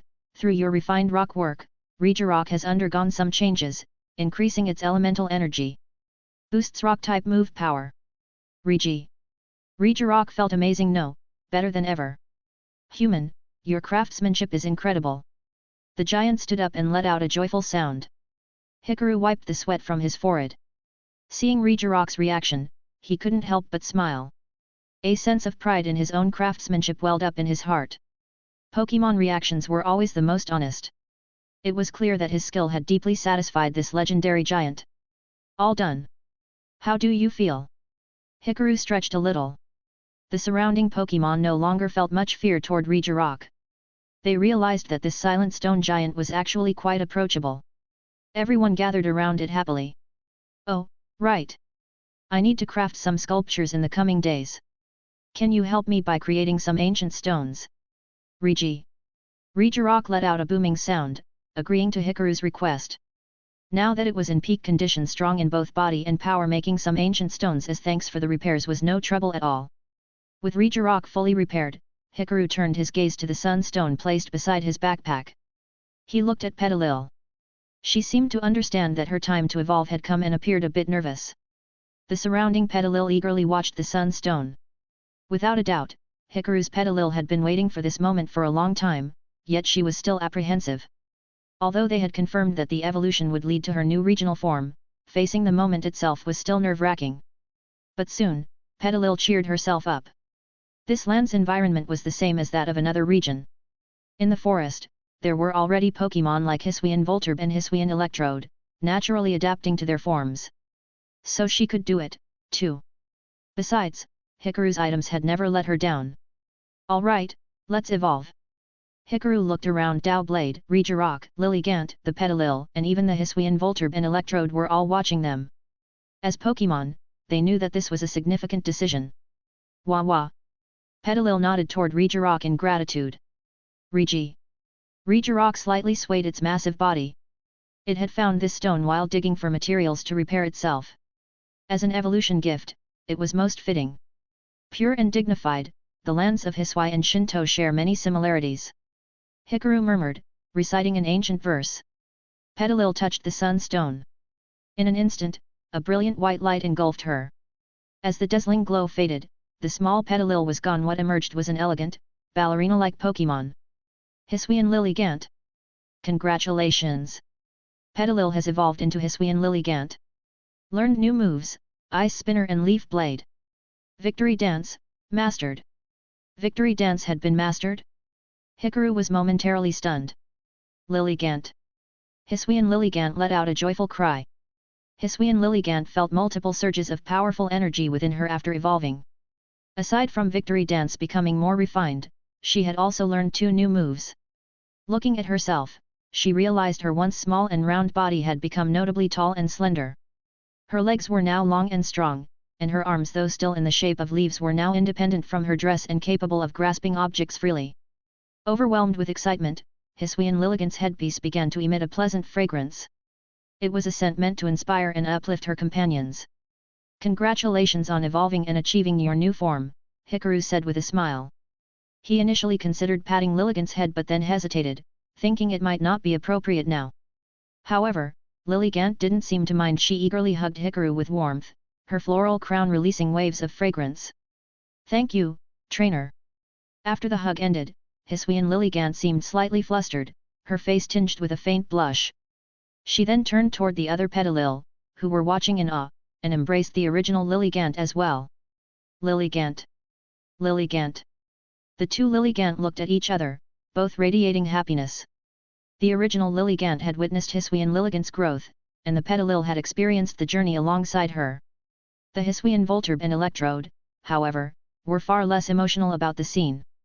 The Voltorb once again huddled together, whispering among themselves. Boss is even more outmatched now. ELE. We've already made peace. Why are we still talking about battles? This is just hurtful. Hisuian Electrode couldn't take the humiliation, it was absolutely fuming. Lilligant. Hisuian Lilligant laughed joyfully, then cheerfully high-fived Dao Blade. Though one used leaves and the other used ribbons, the sentiment was the same. Yo! Dao Blade was equally thrilled about Hisuian Lilligant's evolution. Then, it glanced over at the silent Regirock, feeling a bit disgruntled. You dug up all kinds of rocks, so why didn't you find a dusk stone? If you had, I could have evolved too. I was here first, working, training, and fighting. Chapter 77. Goodbye, everyone. Our workshop is just outside the forest, so if you ever want to visit, you're always welcome. But in winter, we might leave, so make sure to come in the right season. Hikaru and his Pokémon began their journey back. Hisuian Lilligant bid farewell to her kin, and the Pokémon of the orchard could now live together in peace and mutual understanding. At the same time, the legendary giant Regirock also followed Hikaru, as he had requested its help in crafting ancient stones. For the next few days, Regirock would remain near the workshop. On their way back, Hikaru took a detour to Celebai's shrine to check if anything new had appeared. Sure enough, he found a strange palm-sized stone. Rare material, hard stone. Effect, a stone that will never crack. When held, it boosts the power of rock-type moves. This is a hard stone from an ancient time, weathered by the passage of ages. Crafting skill obtained, +1. Ancient Awakening Craft, Very Happy Face, an ancient technique of infusing natural energy into stones, requiring the move Hidden Power to craft an ancient bracelet. Ancient Bracelet. Hikaru hadn't expected to gain this crafting skill. He was thrilled.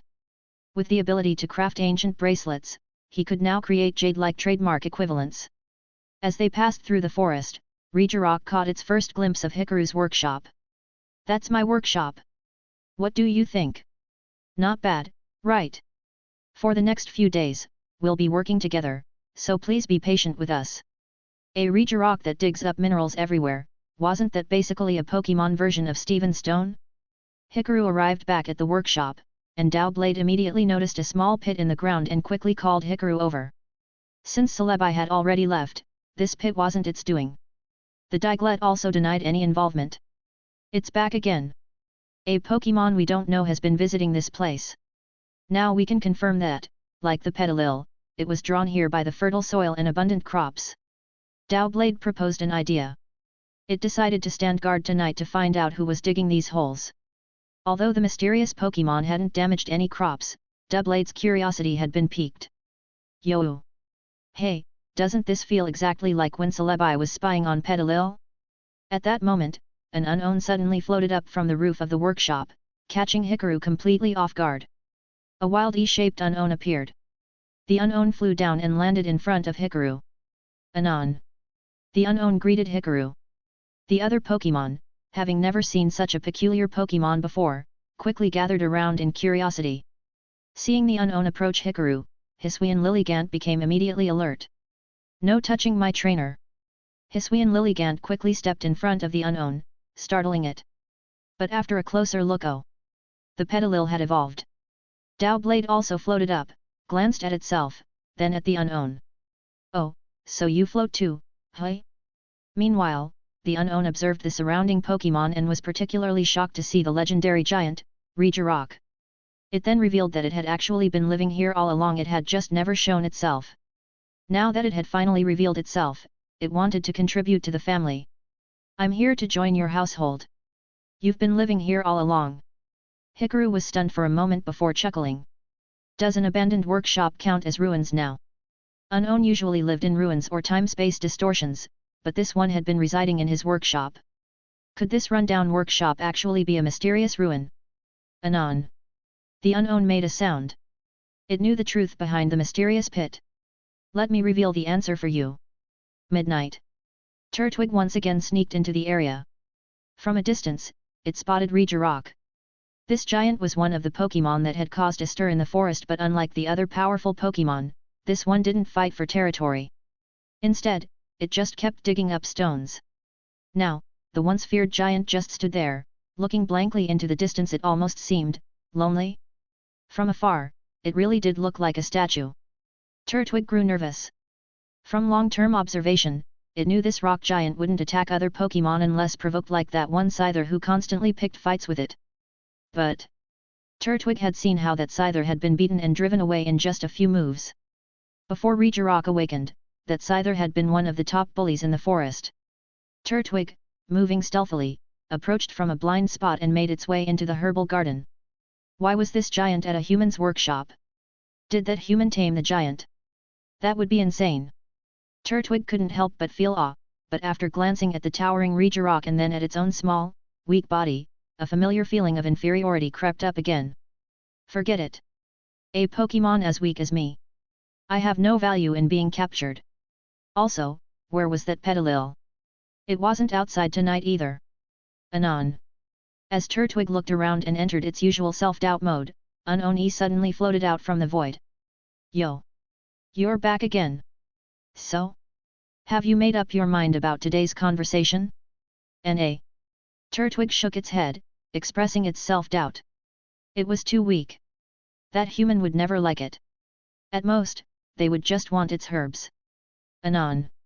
Unknown sweat dropped. You're even more emo than me. Not cautious, not timid, just, unbelievably self-deprecating. Unknown floated right up to Turtwig's face and encouraged it. Anon. Have some confidence.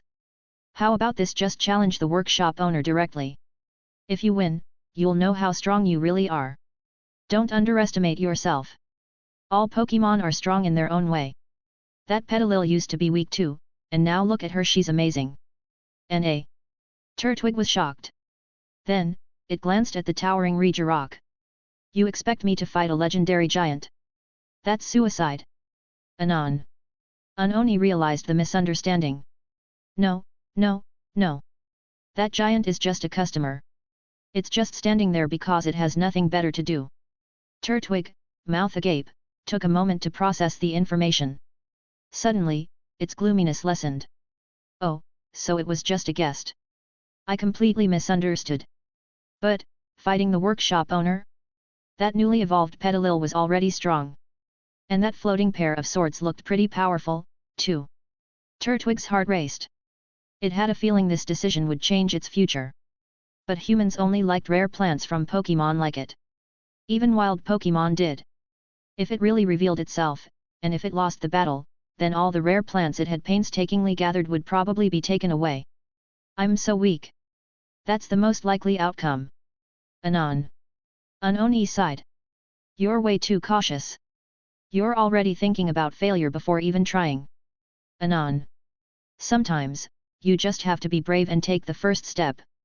Strong Pokémon, weak Pokémon, that's just how others see it. Sometimes, you need to believe in yourself too. A voice suddenly interrupted. Turtwig spun around. The workshop owner had appeared. It had been discovered. N.A. Turtwig was startled, its whole body tensing up. It wanted to retreat, but Hisuian Lilligant had already moved. With an elegant skating motion, she swiftly blocked its escape route and gently lifted Turtwig into her arms. Lilligant. Hisuian Lilligant smiled, while Turtwig, initially panicked, suddenly froze. This Pokémon. I've never seen it before. Wait. The scent is familiar. Is it? Petilil. Turtwig stared in disbelief at the Pokémon before it. How was this possible? It had only been gone for one day, and Petilil had already undergone such an incredible transformation. Strong, graceful, beautiful. This was Turtwig's first impression of Hisuian Lilligant. Yo! Dowblade floated over, its twin eyes observing Turtwig closely. Even Regirock, the silent legendary titan, slightly turned its massive body and approached. Turtwig anxiously looked toward Hikaru. I'm doomed. I've been sneaking in here for days, digging holes, and now the human has caught me. He's definitely going to pluck all the plants off my shell. And now they're talking about a challenge? There's no way I can win. Oh, the plants on your back. It's happening. Turtwig closed its eyes in despair. You've been cultivating them quite well. These soils. They're from the Black Apricorn area, aren't they? I could tell the moment I touched them. Hikaru gently patted Turtwig's head. The small turtle blinked in confusion. Hikaru then pointed to his own herb garden. My plants are pretty well grown too, aren't they? Otherwise, you wouldn't be so interested in this place. I have plenty of rare herbs here. For example this one. This is revival herb. Hikaru gestured toward a lush, green revival herb growing in the garden. Turtwig cautiously turned its gaze toward the herb. Over the past several days, it had already sensed the incredible life force contained within these plants. Would you like to learn my cultivation techniques? Hikaru asked enticingly. N.A. Turtwig hesitated. But it had observed this place for days, and now, looking at Petalil no, Hiswian Lilligant, who had become so much stronger in such a short time. Hikaru's words echoed in Turtwig's heart. Do you want to become stronger? Do you want to challenge me? Why not give it a try? With a soft gesture from Hikaru, Hiswian Lilligant gently placed Turtwig on the ground. At the same time, Unoni floated beside Turtwig, offering quiet encouragement. Turtwig could sense that no one here had any malicious intent. Slowly, it began to let go of its fear. Taking the first step is always the hardest, but once that step is taken, everything else becomes much easier. Hiswian Lilligant crouched down. The pink crown-like flower on her head released a gentle, soothing fragrance. That was a scent meant to encourage and uplift allies. Lilligant. Hiswian Lilligant cheered for Turtwig. Unoni also joined in, offering words of encouragement. Turtwig took in the scent, and for the first time, it felt a spark of courage. If I become stronger, I can protect the plants I've worked so hard to find. If I become stronger, those wild Pokémon won't dare steal my herbs anymore. And I really do want to learn better cultivation techniques. Turtwig's gaze sharpened as it looked toward Hikaru. For the first time in its life, it let out a battle cry, a call for recognition. A wild Turtwig has challenged you. Chapter 78. The flower crown atop Lilligant's head emitted an invigorating fragrance that encouraged its companions. This was precisely the reason Turtwig had gathered the courage to fight. Hikaru pondered. Perhaps this pollen could be refined into courageous floral scent, a remedy that could help timid Pokémon and even humans overcome psychological barriers. But for now, his focus was on welcoming Turtwig's challenge. Dowblade, I'm counting on you. Hikaru looked at Dowblade, who responded with a low hum and then pointed toward an open clearing in the distance with its ribbon-like arms. There were many valuable plants in this area. It was best to battle on open ground. At the same time, Dowblade began contemplating. Should it hold back? If it used Fury Cutter immediately and chained its strikes, the bug-type move would be super effective against grass types, likely deciding the battle in an instant. What would its trainer do? Iron Defense. As expected. Upon hearing Hikaru's command, Dowblade instantly understood his intent. He wanted to test Turtwig's strength. By using Iron Defense right away, it was not only raising its physical defense but also subtly pulling its punches. Yet, Dowblade wholeheartedly approved of this kind of restrained battle. No Pokémon is born strong. Every powerful Pokémon was once weak, just like itself in the past, just like Petalil once was. Someday, even weak Pokémon will become strong. If this Turtwig was willing to become an ally, Dowblade wouldn't mind deliberately losing, allowing it to use this battle as a stepping stone to growth. After all, to help Pokémon and trainers who pursue their ideals, that was the essence of chivalry. As for its usual underhanded sneak attacks, and its habit of cancelling Fury Cutter animations, well, that was a different story altogether. Turtwig was extremely nervous. Seeing Dowblade use Iron Defense, it didn't think too much. It didn't even consider type matchups. The leaves on its head trembled violently as it launched Razor Leaf. Sharp, spinning leaves sliced through the air toward Dowblade. Razor Leaf had a high critical hit ratio.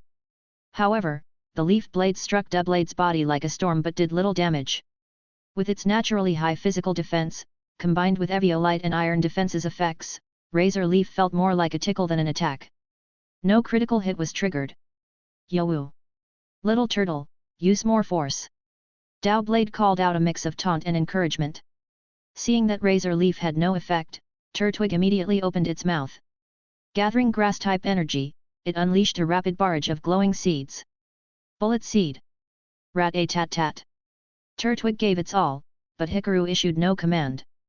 Dowblade merely floated in place, enduring the attack. Since grass-type moves were ineffective against it, Dowblade remained unharmed even as Turtwig gasped for breath after its assault. Yo-woo! Dowblade floated closer.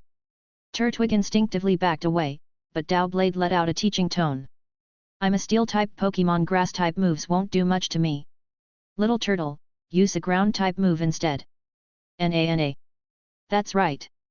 Dao Blade is correct. Grass type attacks don't work well on steel types. In battle, always consider your opponent's type. Hikaru said before commanding, Shadow Sneak. Blade's sword shadows elongated. Under the bright moonlight, 2 dark streaks slithered along the ground toward Turwig. Turwig panicked, looking left and right, before the shadow on its right side struck it directly. Na. Turwig nearly toppled over but managed to plant its 4 legs firmly into the ground, forcing itself to endure. Then, its 4 feet stomped down hard, triggering a shockwave. Bulldoze, a ground type move. Blade's eyes glowed with interest. Oh, this move. It remembered this. That Jibble from before had used it too. So, little turtle, you can use this move as well? The shockwave hit Dao Blade hard. It was super effective. However, thanks to its incredibly high physical defense, the attack barely affected it. The only result was a slight reduction in speed. Iron defense, Hikaru commanded. Blade's twin blades shimmered with a silvery glow once more, further increasing its defense. However, Turwig seemed to have realized something. A spark of inspiration flashed through its mind, and it suddenly shook its dirt-covered shell. The red power herbs on its back swayed, absorbing energy in an instant. Lily. Lilligant's eyes gleamed. That move, it couldn't be. Na. A radiant glow enveloped Turwig. In the moonlight, and with the aid of the power herb, it unleashed Solar Beam. A massive beam of white light erupted from Turwig's head, roaring toward Dao Blade. This was a technique it had learned through photosynthesis, a move it used to drive away any wild Pokémon that dared challenge it. An instant cast Solar Beam. Well done. Hikaru was thrilled. He had suspected that Turwig's power herbs might be hiding some powerful move, but he hadn't expected it to actually wield Solar Beam, an ultimate grass-type attack. This is incredible. Hikaru's praise was genuine. However, Blade's special defense was its weak point. Even with Eviolite, it couldn't boost it significantly. If it took the full force of this Solar Beam. Autotomize. Yowu. Dao Blade responded swiftly. Its 2 swords discarded their sheet and shot off in different directions. Its speed skyrocketed. The Solar Beam missed completely. Na. Turwig was stunned. It had never seen a Pokémon disassemble itself before. But then, Dao Blade quickly retrieved its shield. For a brief moment, it looked clumsy, and Turwig saw its opening. It absorbed more light, and another Solar Beam blasted forth. Back-to-back Solar Beams. The wild Pokémon watching from the sidelines gasped in awe. Even Regirock's H symbol flashed rapidly as it analyzed Turwig's strategy. It was an excellent battle plan, harnessing plant power and its own abilities to execute a completely unique technique. Regi. The legendary Titan acknowledged Turwig's skill, and even Lilligant was impressed. She couldn't replicate such a feat herself. Unoni's single eye widened. Wait. I really thought you were weak and couldn't fight. You're making me look foolish. Autotomize. Hikaru ordered again. Dao Blade hurriedly dodged, narrowly escaping the second Solar Beam. Turwig absorbed light again. The third Solar Beam.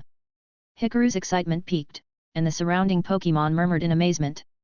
Turwig's relentless assault was truly remarkable. Regirock silently admired its strategy, while Dao Blade had never encountered such relentless aggression. One of its blades flung the discarded shield away and split apart once more. A bit messy, but its speed increased significantly. Na. Turwig absorbed light once more. Its power herb activated again. Solar Beam. Yowu. This time, Dao Blade took damage. It tumbled through the air but managed to stabilize itself. Meanwhile, Turwig panted heavily, nearly at its limit. Well fought. Hikaru approached, holding out a Pokeball. Turwig couldn't even respond, but hearing Hikaru's praise filled it with joy. Weak? No, not at all. Hikaru lifted Turwig with a bright smile. You're strong. Breaking Shell is an incredible move. Instant cast Solar Beam is outstanding. And your final tackle Solar Beam combo was spectacular. Will you be my partner? No, please be my partner. Na. Turwig responded with a soft cry and smiled. Was my performance good enough? If so, I won't be looked down on anymore. I'm strong. So this is what it feels like to battle with all my might. Hikaru tapped the pokeball against Turtwig's forehead. With a flash of red light, Turtwig was drawn into the ball. No struggle, an instant capture. I caught Turtwig. His team of botanical specialists had grown once again. From now on, I'm counting on you, Turtwig. Hikaru couldn't help but think, if this Turtwig evolved into Grotle, would the shrubs on its back all turn into power herbs? Ultra power shrubs?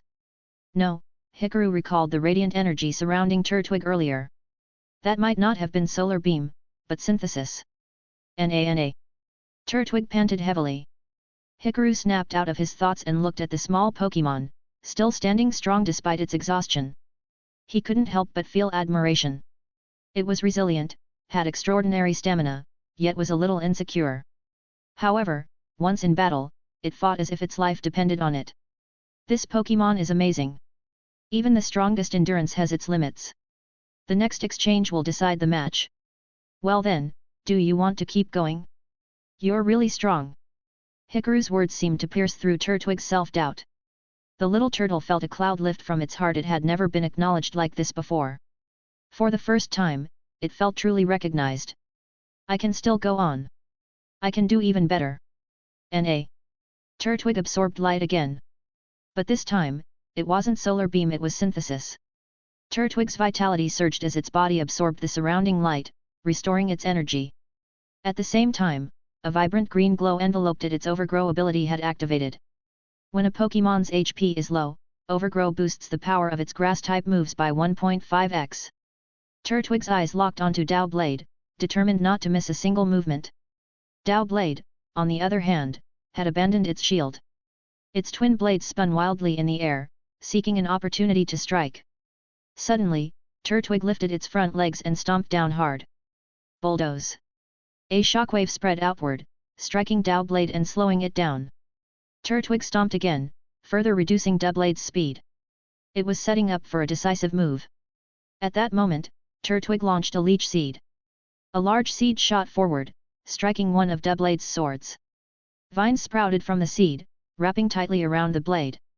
However, the second sword swiftly slashed through the vines using Fury Cutter. In one clean motion, it severed the parasitic tendrils.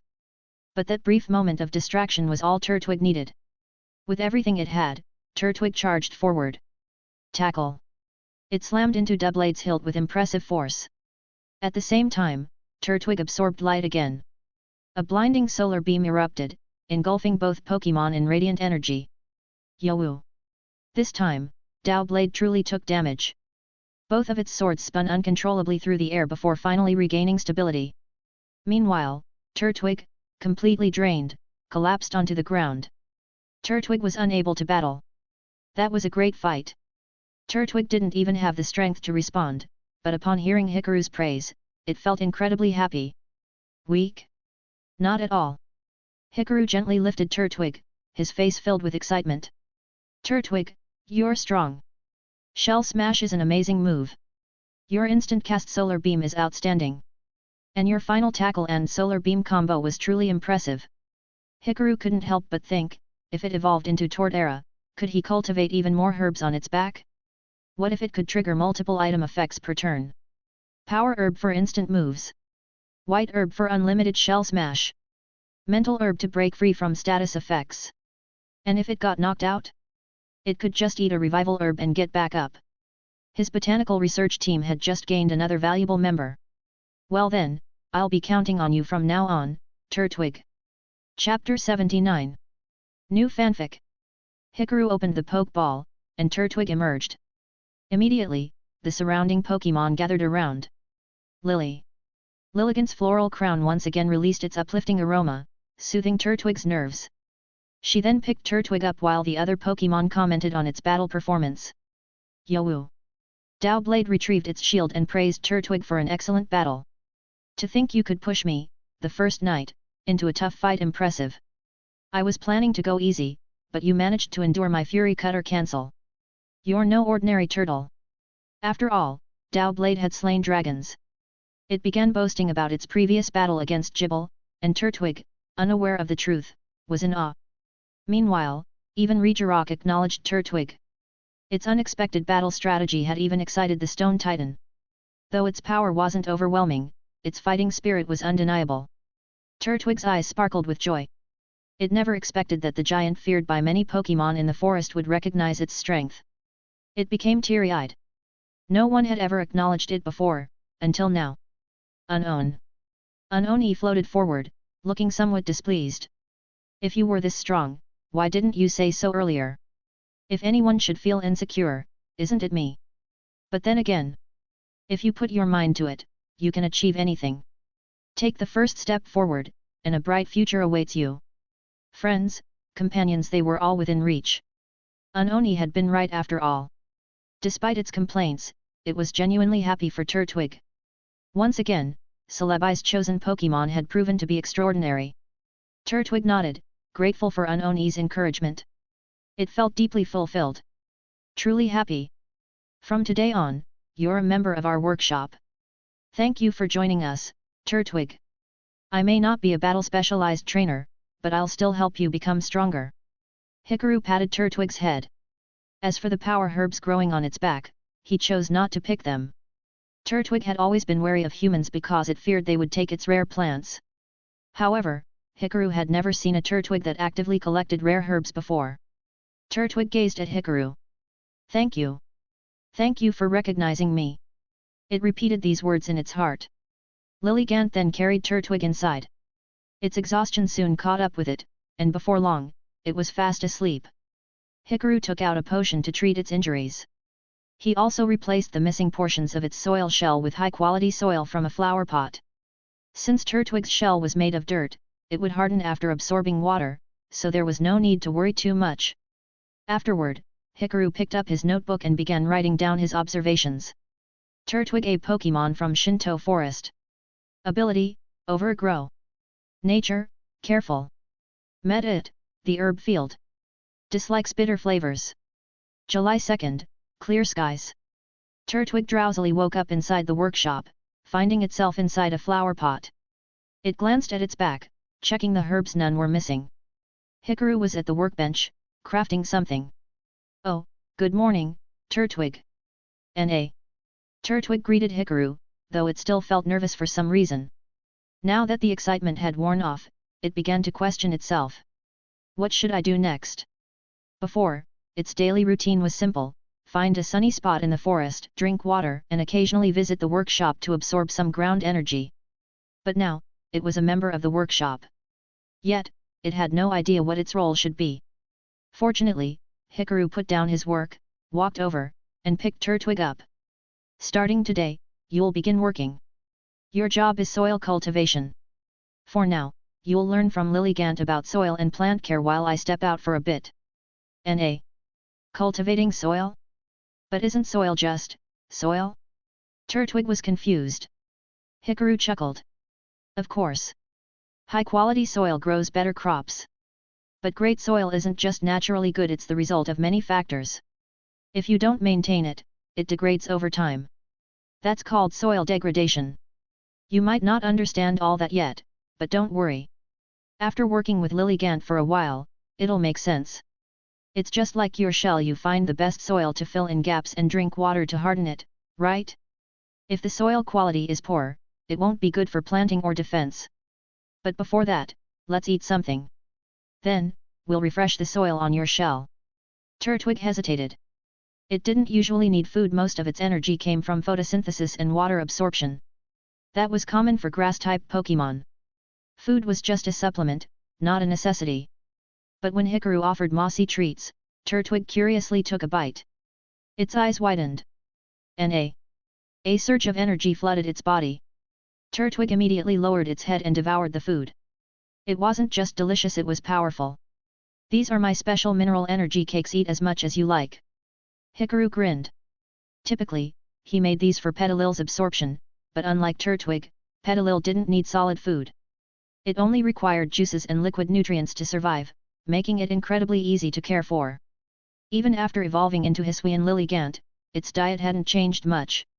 That was because Hisuian Lilligant belonged to the plant egg group. Fundamentally, it was still a plant. Turtwig, on the other hand, was different. It belonged to both plant and monster egg groups. Ever since Celebi left, I've been the only one here who actually eats. Dowblade didn't have a mouth. Petalil didn't have a mouth. Unown didn't have a mouth. Even Regirock, despite being a customer, didn't have a mouth. At least meal prep was easy. Turtwig finished its meal, feeling invigorated. Its body felt larger. Its leaves spread wide, almost like it was trying to sprout a third leaf. Its grass energy had skyrocketed. Turtwig happily shook its head and shell. Hikaru then placed Turtwig on the workbench and took out some soil maintenance tools. Tool, mini spade. Forged through flame refinement plus 15% excavation and soil clearing efficiency, can efficiently clean and transplant plants without damaging roots. I'm going to refresh the soil on your shell. Hikaru sought Turtwig's approval. Turtwig hesitated but then nodded. After all, it had been caught yesterday, and it had finally been recognized it should be more important than a few plants. Its soil shell was incredibly hard. Turtwig had nurtured it for a long time. The quality was good, sourced from soil near black apricorn trees, better than normal dirt, but not as rich as the soil in the Elanberry Grove or the workshop's orchard. Hikaru mixed fertilizers, soft sand, compost, orchard soil, and diglett droppings to create a custom nutrient soil suited for Turtwig. Soil had rankings in the Pokémon world. Many Pokémon were known to fertilize and revitalize land, especially those with plow moves. The strongest soil-enriching Pokémon was arguably Tapu Beulah from Alola, but the often overlooked Landorus was actually the most soil-related legendary. After preparing the nutrient soil, Hikaru carefully replaced Turtwig's old soil shell, replanting the power herbs onto its back. Turtwig could feel the energy in the soil. Your crafting has enhanced Turtwig's ground-type abilities. Hikaru smiled. Let's go.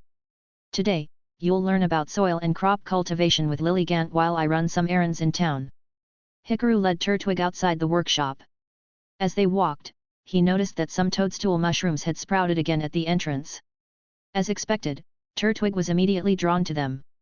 Toadstool mushrooms were a favorite food of Pokémon belonging to the Monster and Dragon Egg groups, and Turtwig was part of the Monster Egg group. If you evolve into Torterra, you'll be able to eat both mineral energy cakes and mushroom cakes. Double the enhancement effects. Hikaru had originally planned for Torterra to serve as a mobile garden, but seeing Turtwig's battle potential, he realized that if trained properly, it might become much stronger than he had anticipated. He plucked a few toadstool mushrooms and handed one to Turtwig. Turtwig took a bite and instantly devoured it, letting out a satisfied sigh. Delicious! It crunched happily, its eyes glued to the mushrooms as its thoughts began to wander. If I grow bigger, maybe I can grow these mushrooms on my back, too. Hikaru glanced at it, unimpressed. Are you seriously thinking about planting mushrooms on your back? Turtwig was truly helpless when it came to rare plants, it simply couldn't ignore them. Shaking his head, Hikaru waved over Lilligant. She had been watering plants with a watering can, but upon seeing him, she elegantly twirled forward with graceful steps. Her cheeks were flushed, and she was beaming with excitement. Then came her daily routine hugs. First, she hugged Hikaru. Then, she hugged Dowblade. And finally, she hugged Turtwig. Since evolving, she's become really affectionate. Her ability changed from own tempo to hustle after evolving. Hikaru thought for a moment. That explained why she had become so energetic and lively. But it was a good change. Turtwig gazed up in admiration at the beautiful Lilligant, imagining what it would look like when it evolved. It had never seen another Turtwig or its evolutions before, so it had no idea what its future form would be like. Lilligant, I'll leave Turtwig's soil and crop training to you. I need to head into the village.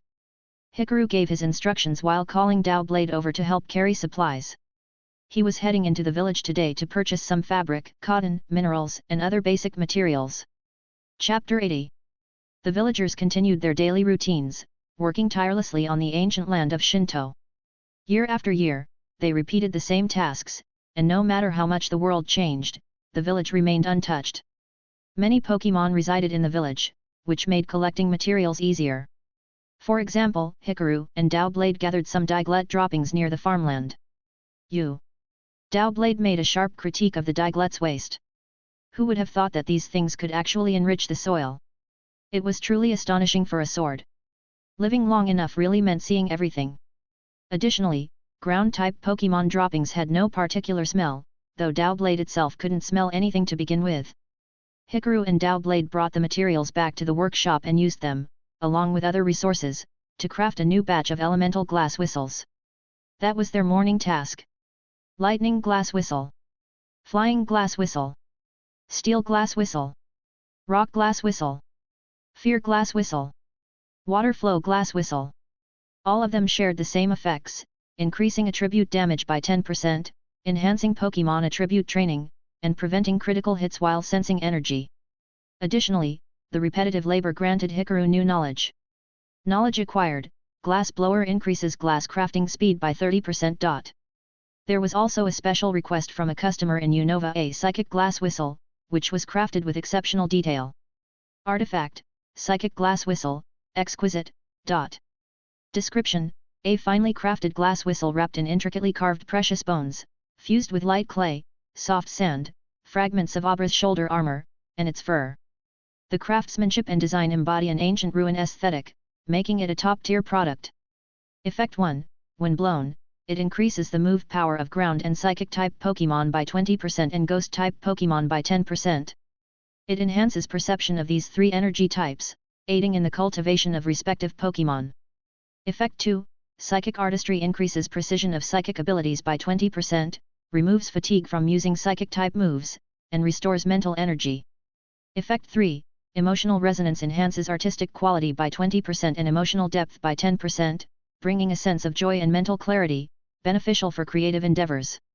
With these artistic and emotional effects, this seems more like a tool for an artist rather than a psychic-type trainer, Hikaru mused. He carefully placed the finely crafted psychic glass whistle in a safe spot. After finishing his glass work, the next task was helping Regirock maintain its body. By now, it was almost noon. In a way, this kind of work was considered rest. The legendary giant seemed to enjoy these moments. It murmured indistinct sounds like shasha, shali, as if reminiscing. It was recalling the people of the past, those who once lived on the land of Shinto. Back then, Pokémon and humans lived together, worked together, and built together. They repaired its temple, and in return, it helped them construct their homes. However, for reasons unknown, the people of Shinto gradually dispersed, the temple fell into ruin, and their dwellings crumbled over time. The people of ancient times gained life from Pokémon and, in turn, entrusted their lives to them. Because of this, the bond between humans and Pokémon was far deeper than it is today. Every action of the people was intertwined with the power of Pokémon. This was an ancient legend passed down in Shinto, with scattered records found in Johto as well.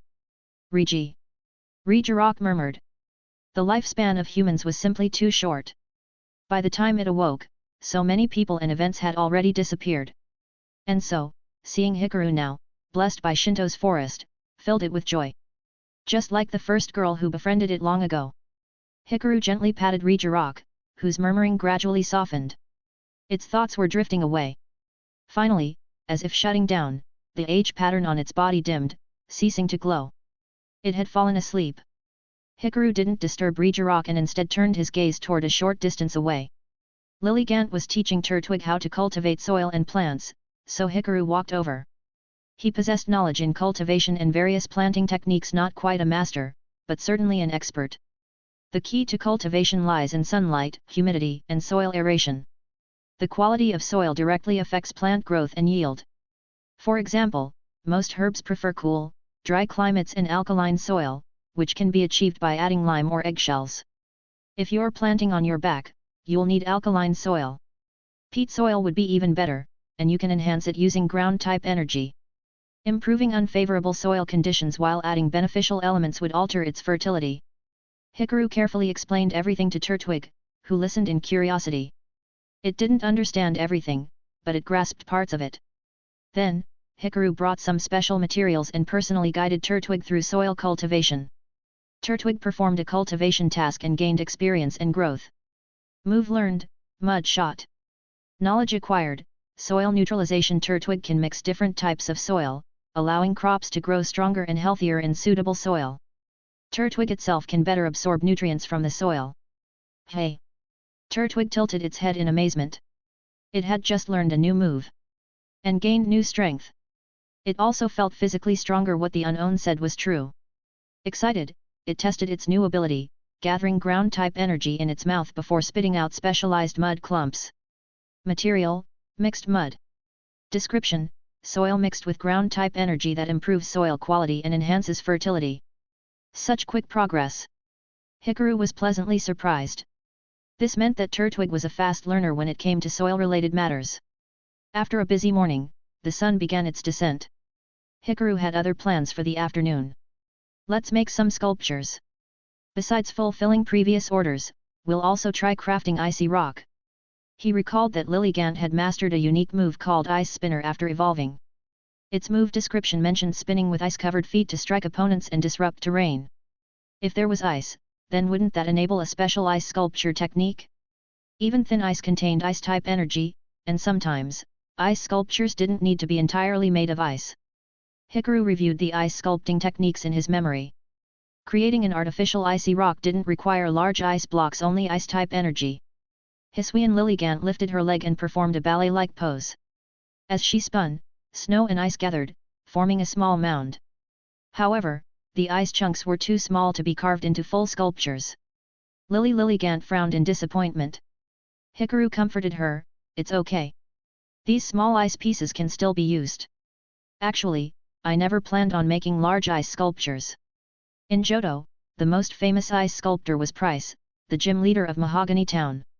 This world's Price closely resembled his in-game counterpart, meaning he wasn't the masked man from the Pokémon special manga.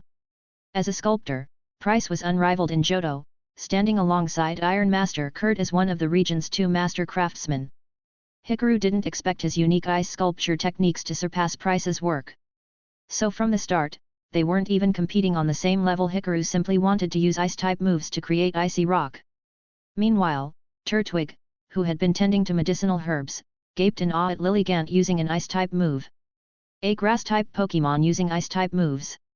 Just watching from a distance made it shiver uncontrollably, it was so cold. With Lilligant's help, Hikaru proceeded with crafting.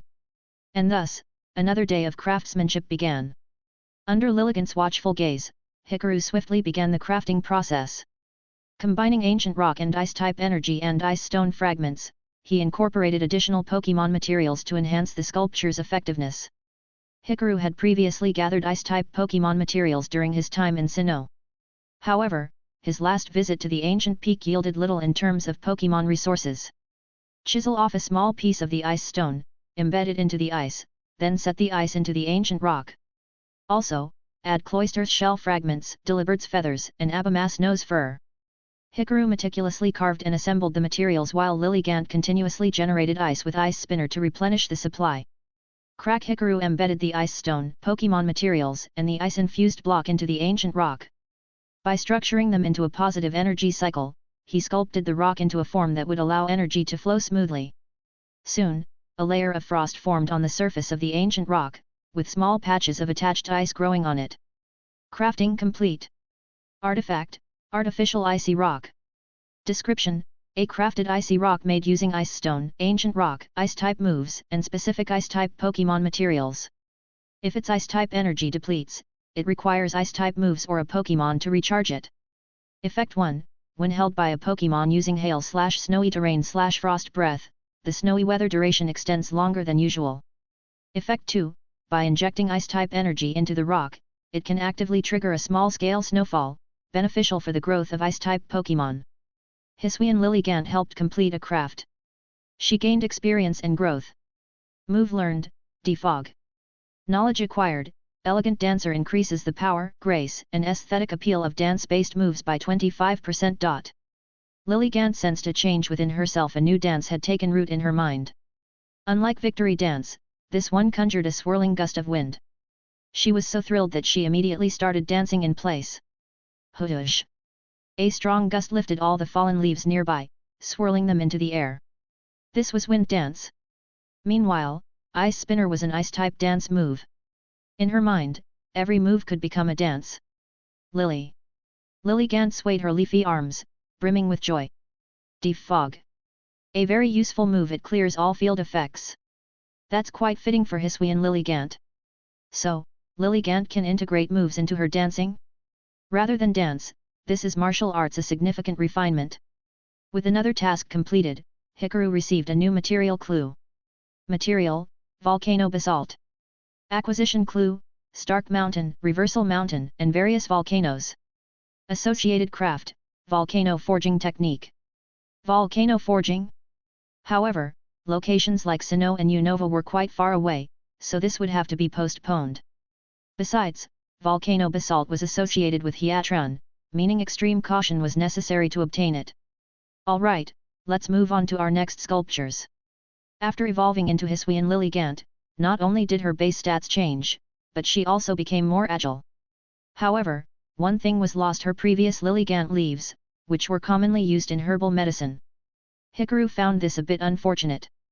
At that moment, Lilligant's arms began to glow green. Under the gaze of Dao Blade and Hikaru, the glow condensed into the shape of a blade. Leaf Blade.